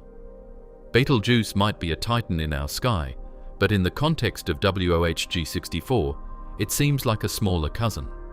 Next, let's look at VY Canis Majoris, which for a long time held the record as one of the largest known stars. Located in the constellation Canis Major, VY Canis Majoris is a red hypergiant with an average radius somewhere around 1,500 solar radii, though measurements vary depending on methods used.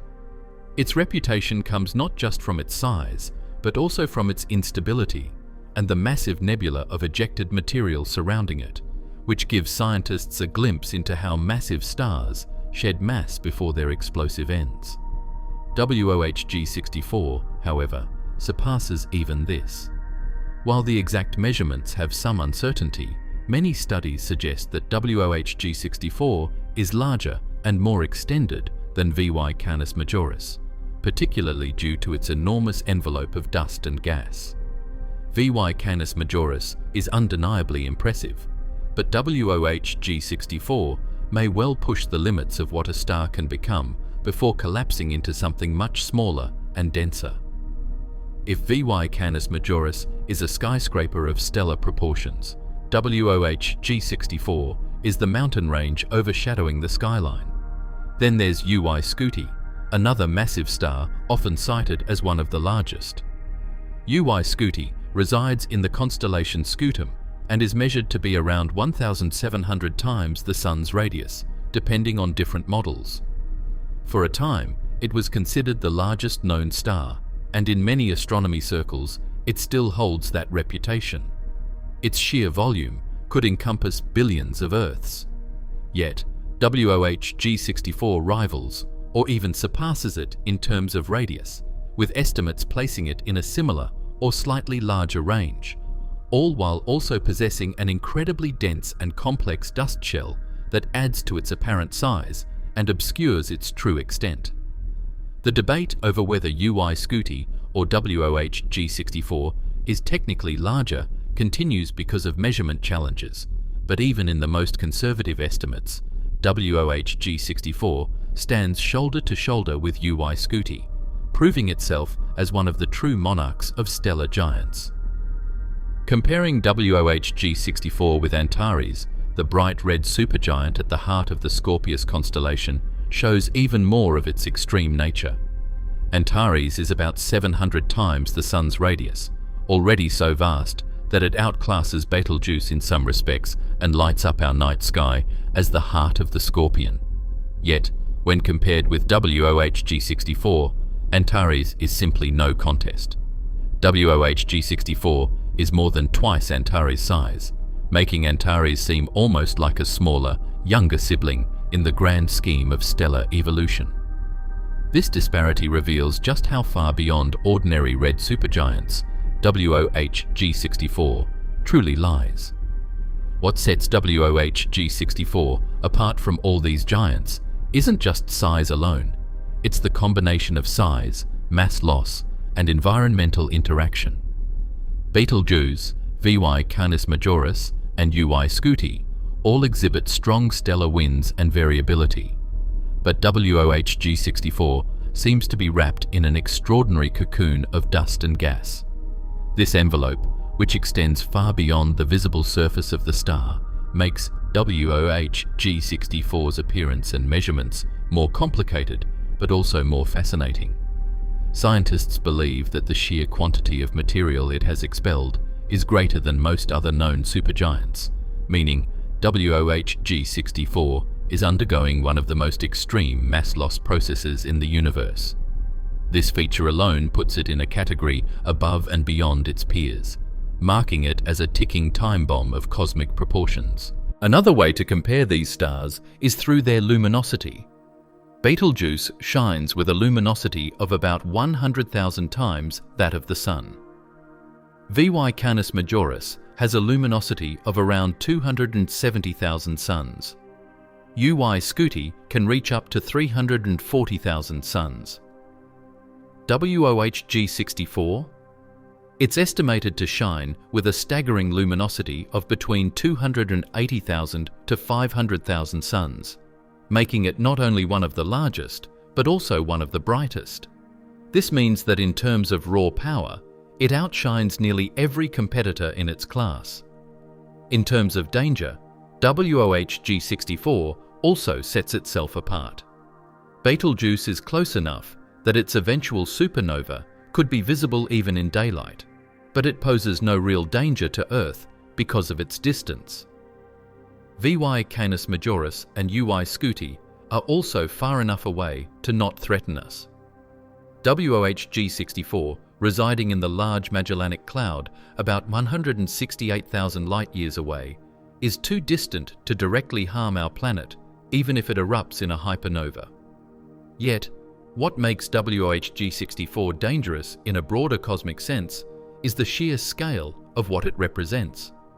A star so large and unstable that its final death throes could shape the dynamics of an entire satellite galaxy, seeding massive amounts of heavy elements into the interstellar medium and potentially triggering new waves of star formation or collapse.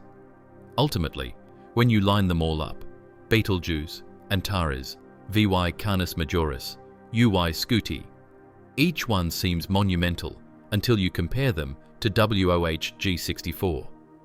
This star is not just another giant, it is one of the upper limits of stellar evolution, a cosmic titan that challenges our understanding of how stars can even exist at such extreme scales. It doesn't merely compete with the biggest and brightest, it redefines the category altogether. WOH G64 is the mountain among skyscrapers, the ocean among lakes, a reminder that in the universe there are always extremes beyond what we think we know. As with all red supergiants, WOH G64 is in a phase of its life defined by instability and shedding, but the way it loses mass is extraordinary in scale, intensity, and consequence.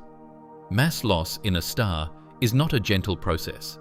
It is violent, chaotic, and unrelenting, driven by forces that rip matter from its surface and expel it into the surrounding interstellar space.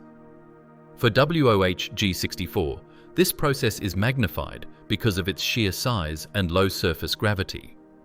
Despite being hundreds of times the mass of the Sun, its outer layers are spread over such an immense radius that the gravitational grip holding them in place is comparatively weak. That weakness, combined with its enormous luminosity and turbulent interior, makes WOH G64 a factory of stellar winds and gas expulsions on a scale that dwarfs almost every other known red supergiant. The mechanism behind this mass loss lies in the interplay between radiation pressure, convection, and pulsations. Inside WOH G64, energy generated by nuclear fusion at the core struggles to escape through the dense layers above. Convection, the process by which hot plasma rises and cooler plasma sinks, creates massive churning currents that push outward. These convective currents can reach such intensity that they lift material from deep within the star's body and hurl it toward the surface. Once there, the intense radiation pressure created by the star's extraordinary brightness can accelerate the atoms outward, overcoming gravity's pull. Over time, this constant tug-of-war results in massive stellar winds, streams of charged particles that move outward into space at astonishing speeds. For WOH G64, these winds are not just background processes, they are defining features of the star's life. Observations reveal that this red supergiant has already expelled a colossal shell of dust and gas surrounding it, forming an extended envelope that stretches light years across. This material is not uniformly spread, but appears clumpy, suggesting that the mass loss is uneven, episodic, and chaotic. Such irregularity indicates that WOH G64 undergoes frequent bursts of ejection, during which enormous amounts of matter are expelled in sudden events, rather than through a steady stream alone. The sheer rate of this mass loss is astonishing. While our Sun loses material at a trickle, about a few million tons per second, it hardly compares to WOH G64, which ejects mass at thousands of times that rate. Over astronomical timescales, this means that WOH G64 is rapidly shedding its outer layers, pouring its substance into the cosmos. If one were to imagine it in terms of Earth-like scales, it would be like watching a mountain dissolve into the air over the course of a single human lifetime. In cosmic terms, it is an immense hemorrhaging of matter that reshapes the very environment around it. This expelled material forms dense clouds of dust, composed of silicates and other heavy elements forged within the star. These dust grains absorb and scatter light, creating the dark, opaque veil that makes WOH G64 appear shrouded and mysterious when viewed through telescopes. In fact, it was the study of this dusty environment that first revealed just how massive and extended WOH G64 truly is. The dust not only hides parts of the star from view, but also re-emits energy in the infrared spectrum, giving scientists clues about the amount of mass lost and the dynamics of the surrounding nebula. The implications of this mass loss are profound. On the one hand, it shortens the star's lifespan. By rapidly losing so much material, WOH G64 destabilizes itself even further, pushing it closer toward the inevitable end of collapse. On the other hand, this process enriches the surrounding interstellar medium with heavy elements, oxygen, carbon, silicon, and other building blocks of planets and life. Every eruption, every stellar wind that leaves its surface contributes to the cosmic cycle of creation. Future generations of stars and planetary systems may one day form out of the remnants of WOH G64's winds. The violent nature of this mass loss also makes WOH G64 unpredictable. A star that sheds material in such a chaotic way can fluctuate in brightness, temperature, and spectral characteristics. The clumpy clouds of dust it throws out can sometimes obscure its own light, making it dim or brighten unexpectedly from our perspective. This has led astronomers to classify WOH G64 as a highly irregular red supergiant, whose variability makes it difficult to pin down exact measurements of its size and mass. The very act of losing matter creates a shifting veil that complicates efforts to study it, but also offers invaluable insights into how the largest stars die.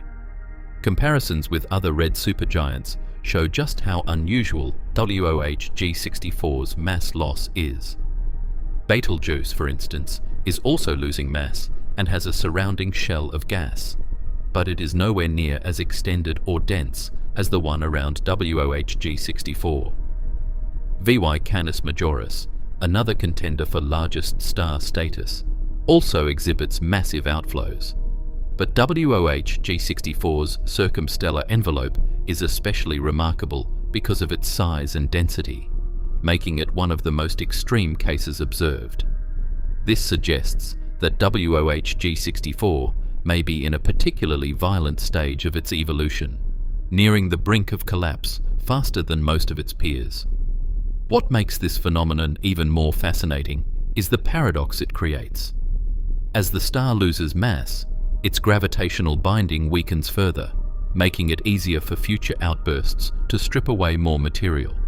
In effect, the more it loses, the more unstable it becomes, accelerating the process.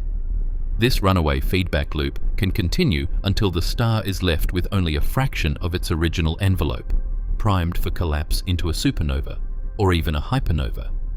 It is as if WOH G64 is tearing itself apart from the outside in, each violent ejection bringing it one step closer to its own fiery end. But beyond the scientific mechanics, the imagery of this process is haunting. Imagine a star so vast that it could swallow our solar system, yet unable to contain itself, constantly bleeding pieces of its body into space. These fragments float outward, forming clouds so thick that they obscure the light of the very star that gave them birth.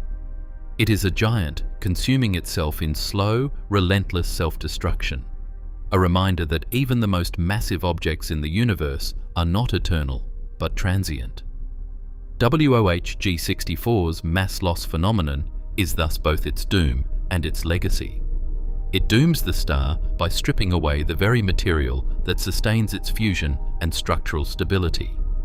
Yet it leaves a legacy by seeding the cosmos with the elements that may one day form new stars, new worlds, and perhaps even life itself. It is a cycle of destruction and creation, written on the largest possible scale, unfolding in the silent darkness of the Large Magellanic Cloud.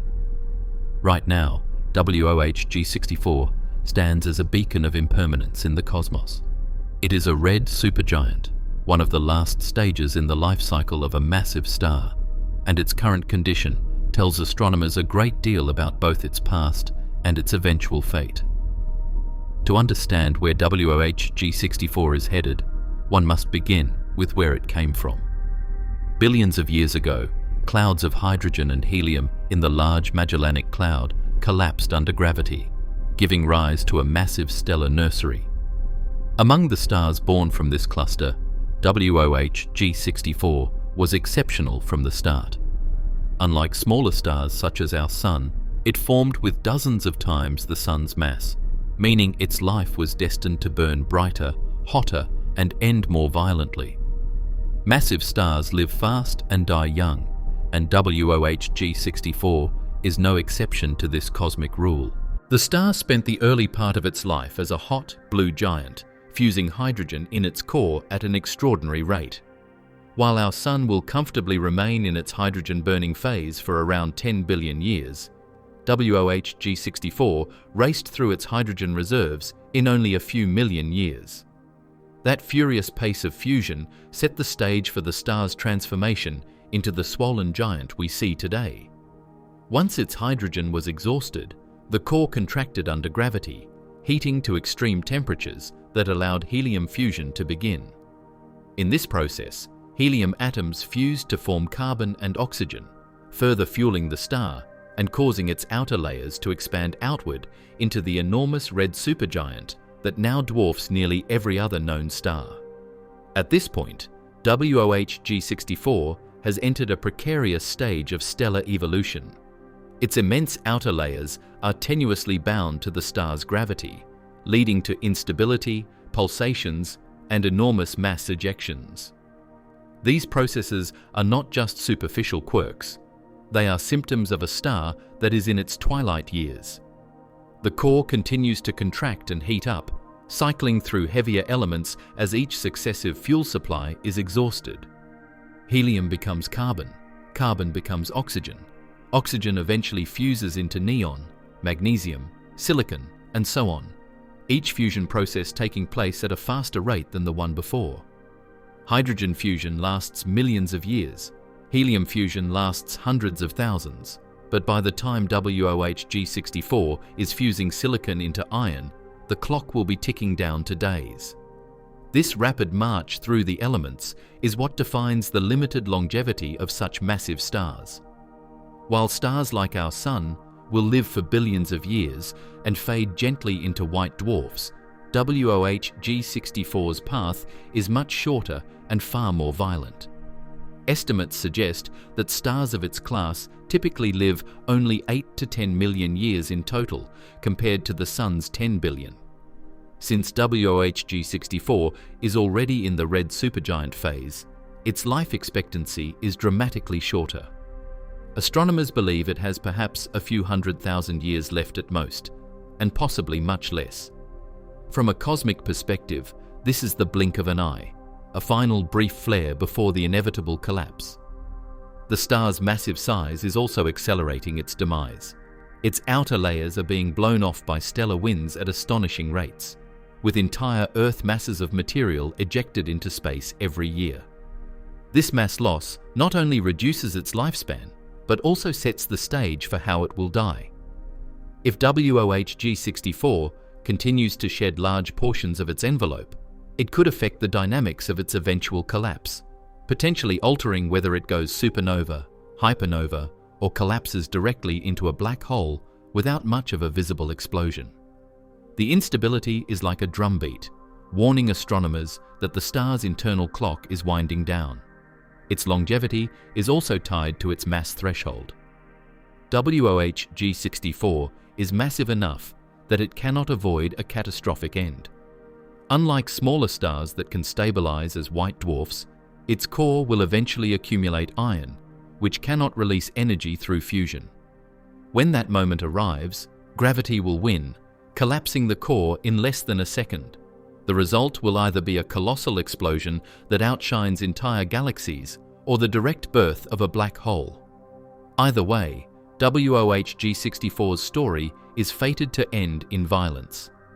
There is also a poetic irony in its lifespan. Despite being one of the largest stars in the known universe, its life is profoundly short. Size and mass, rather than granting longevity, have doomed it to brevity.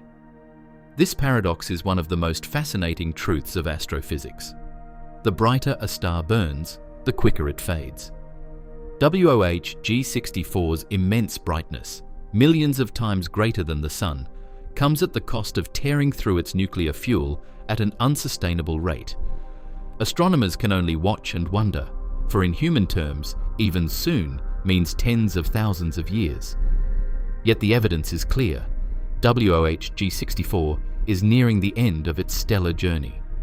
Every pulse, every eruption of gas, every fluctuation in brightness is a sign of a star struggling against the inevitable. It has already lived through its main sequence, already transformed into a giant, and now sits in the final stages before collapse.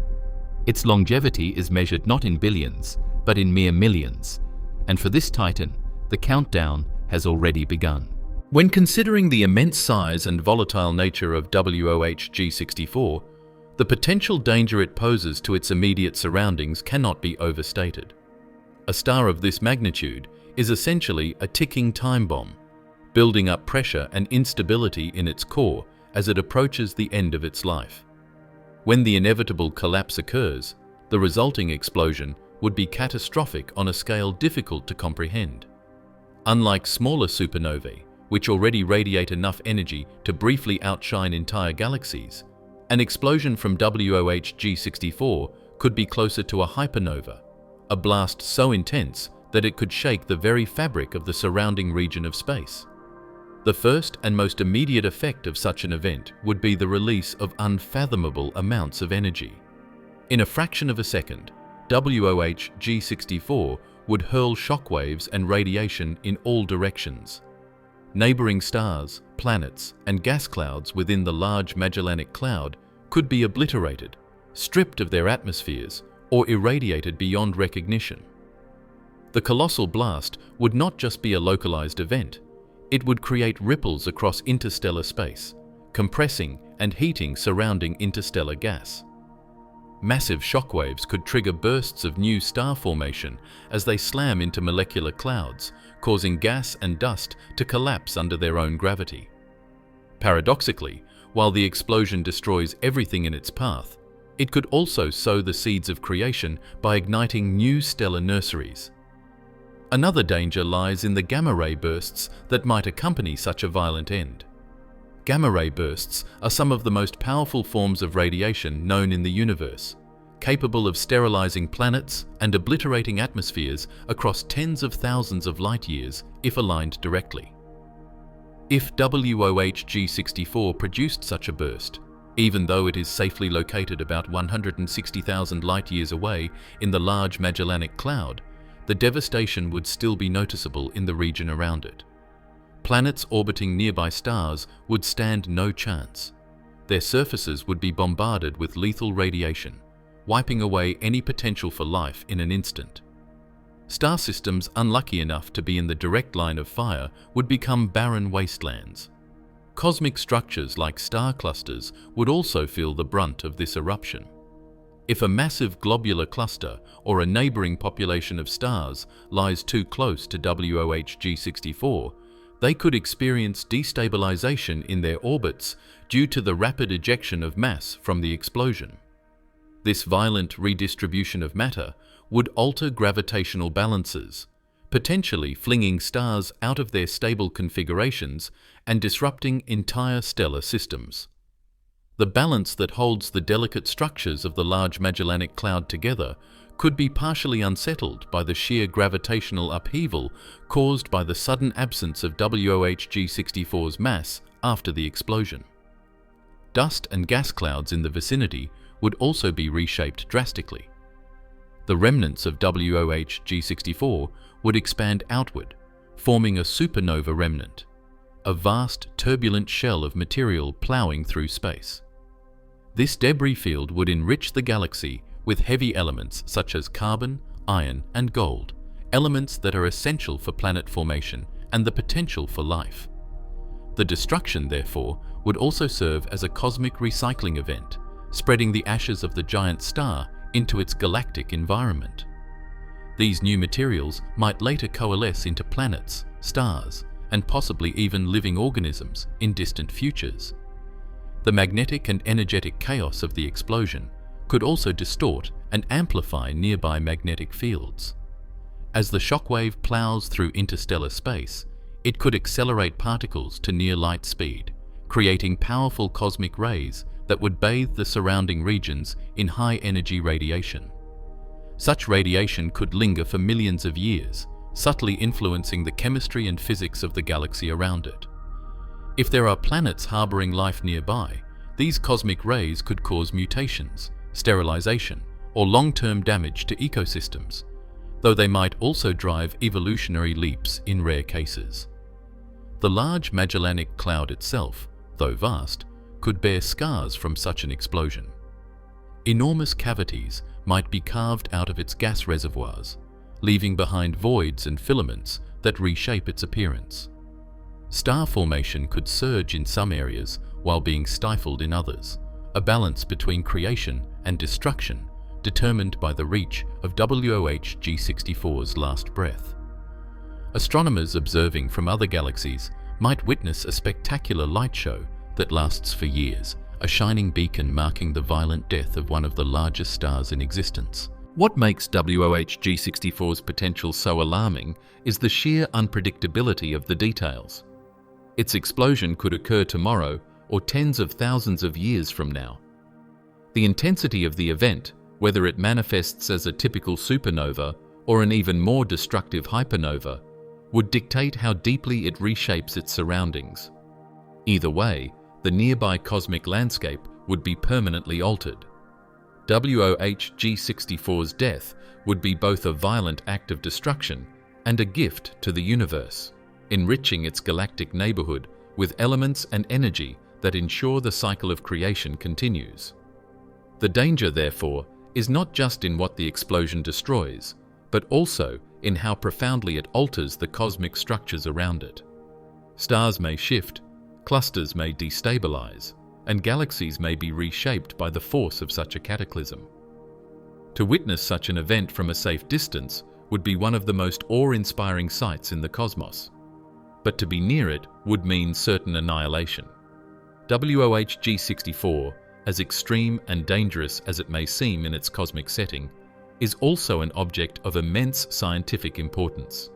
Its sheer size, volatility, and evolutionary status make it a kind of laboratory in space, one that astronomers can use to test theories of stellar evolution, supernova mechanics, and even broader questions about the dynamics of galaxies. By studying WOH G64, astronomers are not merely learning about one giant star. They are learning about the entire cycle of matter and energy that drives the evolution of the universe.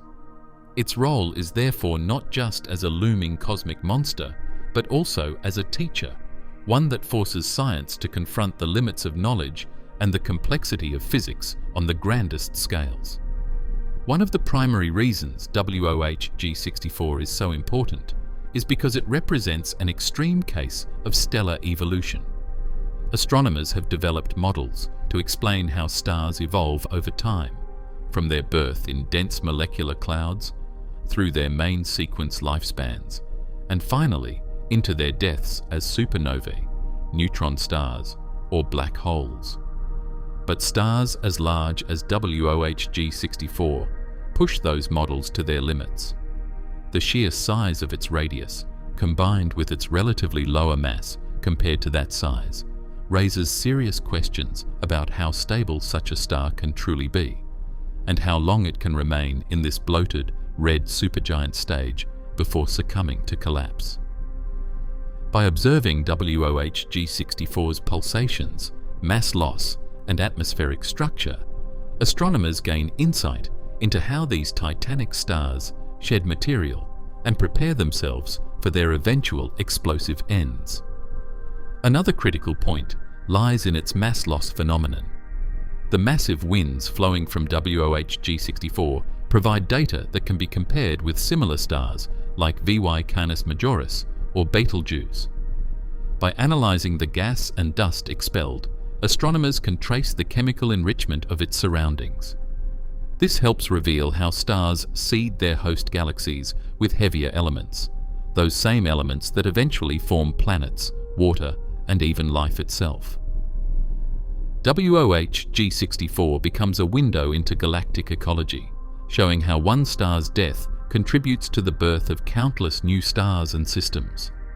The dust and molecules it sheds don't just vanish, they become the raw material for the next generation of cosmic evolution. Without stars like WOH G64 undergoing these processes, galaxies would not evolve into rich, complex structures filled with diverse elements. Its impending death as a possible supernova or hypernova adds even more weight to its scientific importance. These explosions are among the most energetic events in the universe, and yet their exact mechanics remain partly mysterious. Astronomers want to understand why some stars collapse into neutron stars while others form black holes, and why some create gamma-ray bursts that can travel across billions of light years. Studying WOH G64 now, in its pre-supernova phase, may give crucial clues about the thresholds and conditions that decide a star's ultimate fate. When it finally does explode, the data gathered from such an event could provide unprecedented information about core collapse, energy distribution, and nucleosynthesis, the formation of new elements during the explosion itself. The location of WOH G64 also plays into its importance.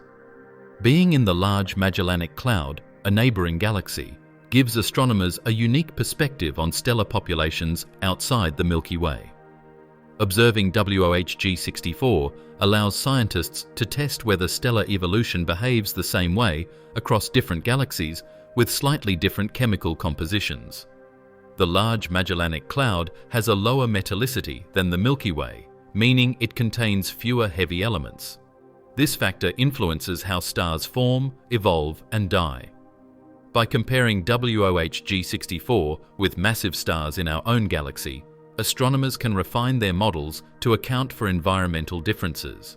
In this way, WOH G64 is a bridge between studying stars within our galactic backyard and understanding stellar processes in galaxies across the cosmos. On a deeper level, WOH G64 contributes to the ongoing refinement of cosmic scale models. Stars like this help scientists predict the rates of supernovae in different galaxies, which directly ties into questions about galaxy formation and evolution. Supernovae are not just spectacular fireworks. They drive the dynamics of galaxies by stirring up interstellar gas, triggering new waves of star formation and dispersing heavy elements. The more we understand about extreme stars like WOH G64, the more accurate our simulations of galaxy evolution become. This in turn helps scientists make sense of the large-scale structure of the universe itself, including how galaxies interact, collide, and transform over billions of years. Even more intriguing is how studying WOH G64 sharpens humanity's understanding of cosmic threats and resilience. By seeing how much energy such a star could release and the distances over which it could have effects, astronomers can model the potential risks posed by similar stars closer to home. While WOH G64 itself is safely distant, the knowledge gleaned from it could apply to other stars in the Milky Way that may one day pose a hazard if they explode nearby. In this sense, WOH G64 is a warning beacon, reminding us of the raw power that lies within stellar evolution, but also giving us the foresight to prepare for such cosmic events in our own galactic neighborhood. Ultimately, WOH G64 is important because it embodies the dual nature of science's relationship with the universe, awe and analysis. On the one hand, its sheer size and danger inspire wonder at the incomprehensible scales of the cosmos. On the other, the rigorous study of its properties provides measurable, testable data that brings humanity closer to understanding the forces shaping existence. Its instability, its potential for explosion, and its role in enriching galaxies all make it not only an object of fascination, but also a cornerstone in the quest to unlock the mysteries of stellar life and death. WOH G64, by simply existing in its precarious, unstable state, pushes the boundaries of what we know, and, in doing so, illuminates the path forward for astrophysics, cosmology, and our broader understanding of the universe itself. Astronomers face an immense challenge when observing a star as rare and extreme as WOH G64. Located in the Large Magellanic Cloud, far beyond the easy reach of naked eye visibility, it requires the world's most powerful observational tools to even begin to understand its nature. Its sheer distance, combined with the fact that it is shrouded in massive amounts of dust and gas, makes it an object that can't be studied in ordinary visible light alone. To pierce through its cloak and capture the faint details of its bloated structure, astronomers must rely on a suite of advanced instruments, ranging from space telescopes like the Hubble Space Telescope, to infrared observatories on Earth and in space, to radio telescopes that can detect the gas and molecules swirling around it. In optical wavelengths, WOH G64 is faint, not because it lacks brightness. It is, after all, one of the most luminous stars ever identified, but because much of its visible light is blocked by the dense circumstellar envelope of dust it has expelled through constant mass loss. This is where Hubble becomes indispensable. Its sharp optics can filter out the faint glow of the star from the surrounding haze, and while it cannot see perfectly through the dust, it provides a map of the regions where light manages to escape. With high-resolution imaging, astronomers can trace arcs, filaments, and faint shells of matter drifting away from the star, signs of the turbulent ejections that define its life. But visible light imaging is just one piece of the puzzle. The real secrets of WOH G64 lie in the infrared spectrum. Dust, while opaque to visible light, glows brightly in infrared. Observatories like the Very Large Telescope, VLT, in Chile, along with the now-retired Spitzer Space Telescope and the still-active James Webb Space Telescope, JWST, provide an unparalleled view of this hidden universe. Infrared data reveals the warm dust cocoon that envelops the star, showing not only the extent of material it has shed, but also the geometry of its outflows. some images suggest asymmetry, indicating that WOH G64 may not lose mass evenly across its surface. Instead, it may be blowing material in uneven arcs or possibly along polar regions, hinting at magnetic fields or even unseen stellar companions influencing its environment. These infrared studies confirm just how extreme its mass loss has become, with entire solar masses worth of material spread across light years of space. Spectroscopy, another key tool, allows astronomers to break down the light from WOH G64 into its component wavelengths, revealing chemical signatures hidden within.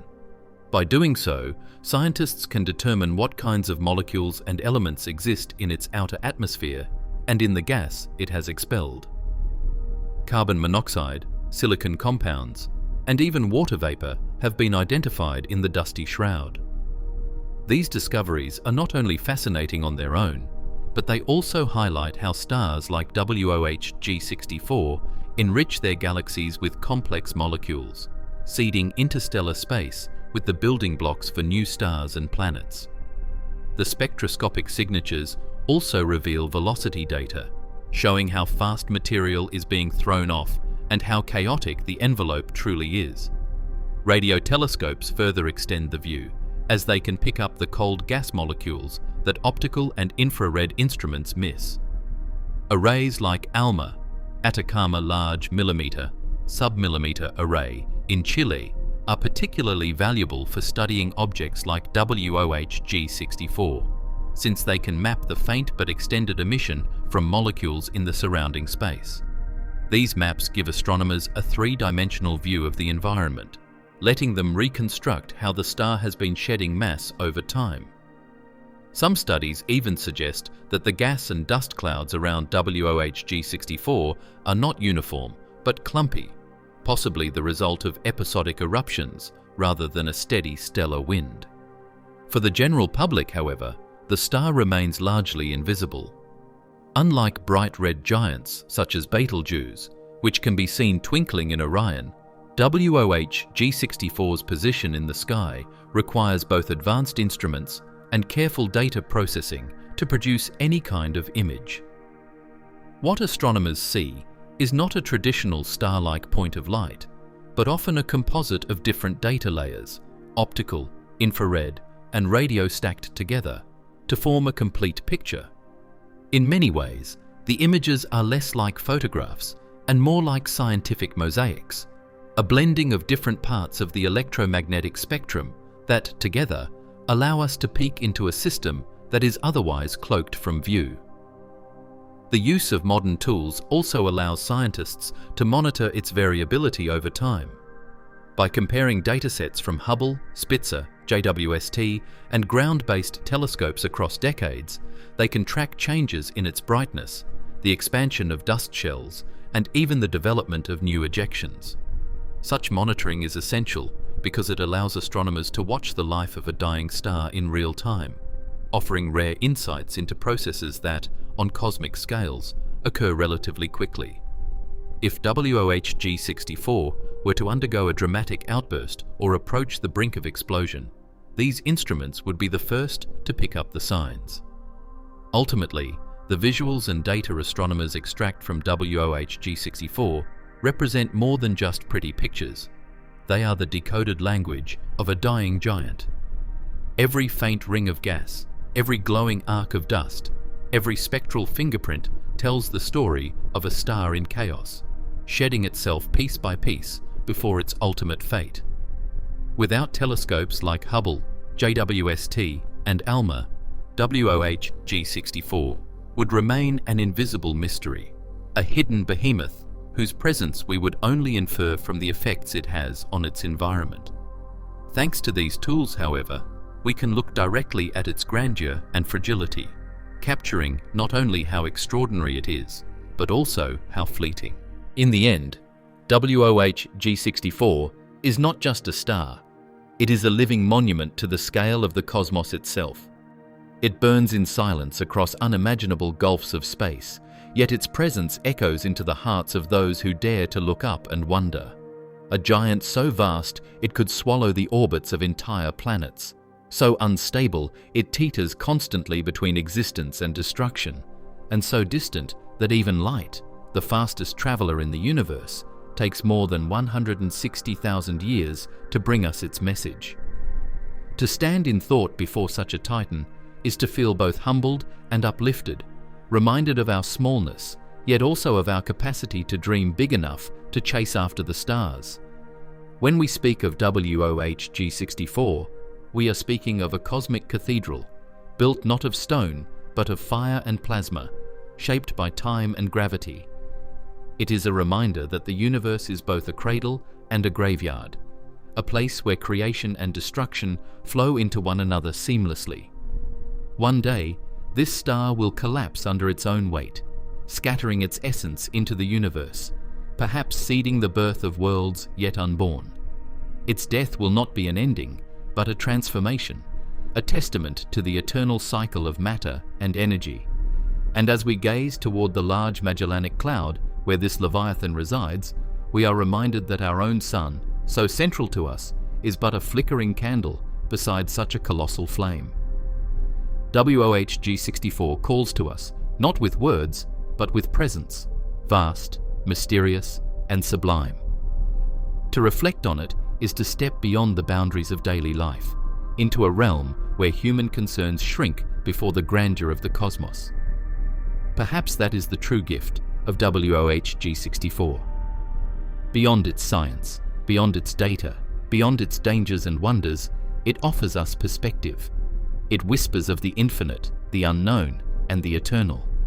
It is both a warning of cosmic power and a promise of endless discovery. And in its light, however faint across the void, we find our sense of wonder reignited. For as long as we look to the stars, giants like WOH G64 will remind us of the beautiful, terrifying, and awe-inspiring vastness of the universe we call home. This video is for educational or entertainment purposes only, and information provided in the video may be incorrect. Like the video and subscribe to the channel for more such amazing videos.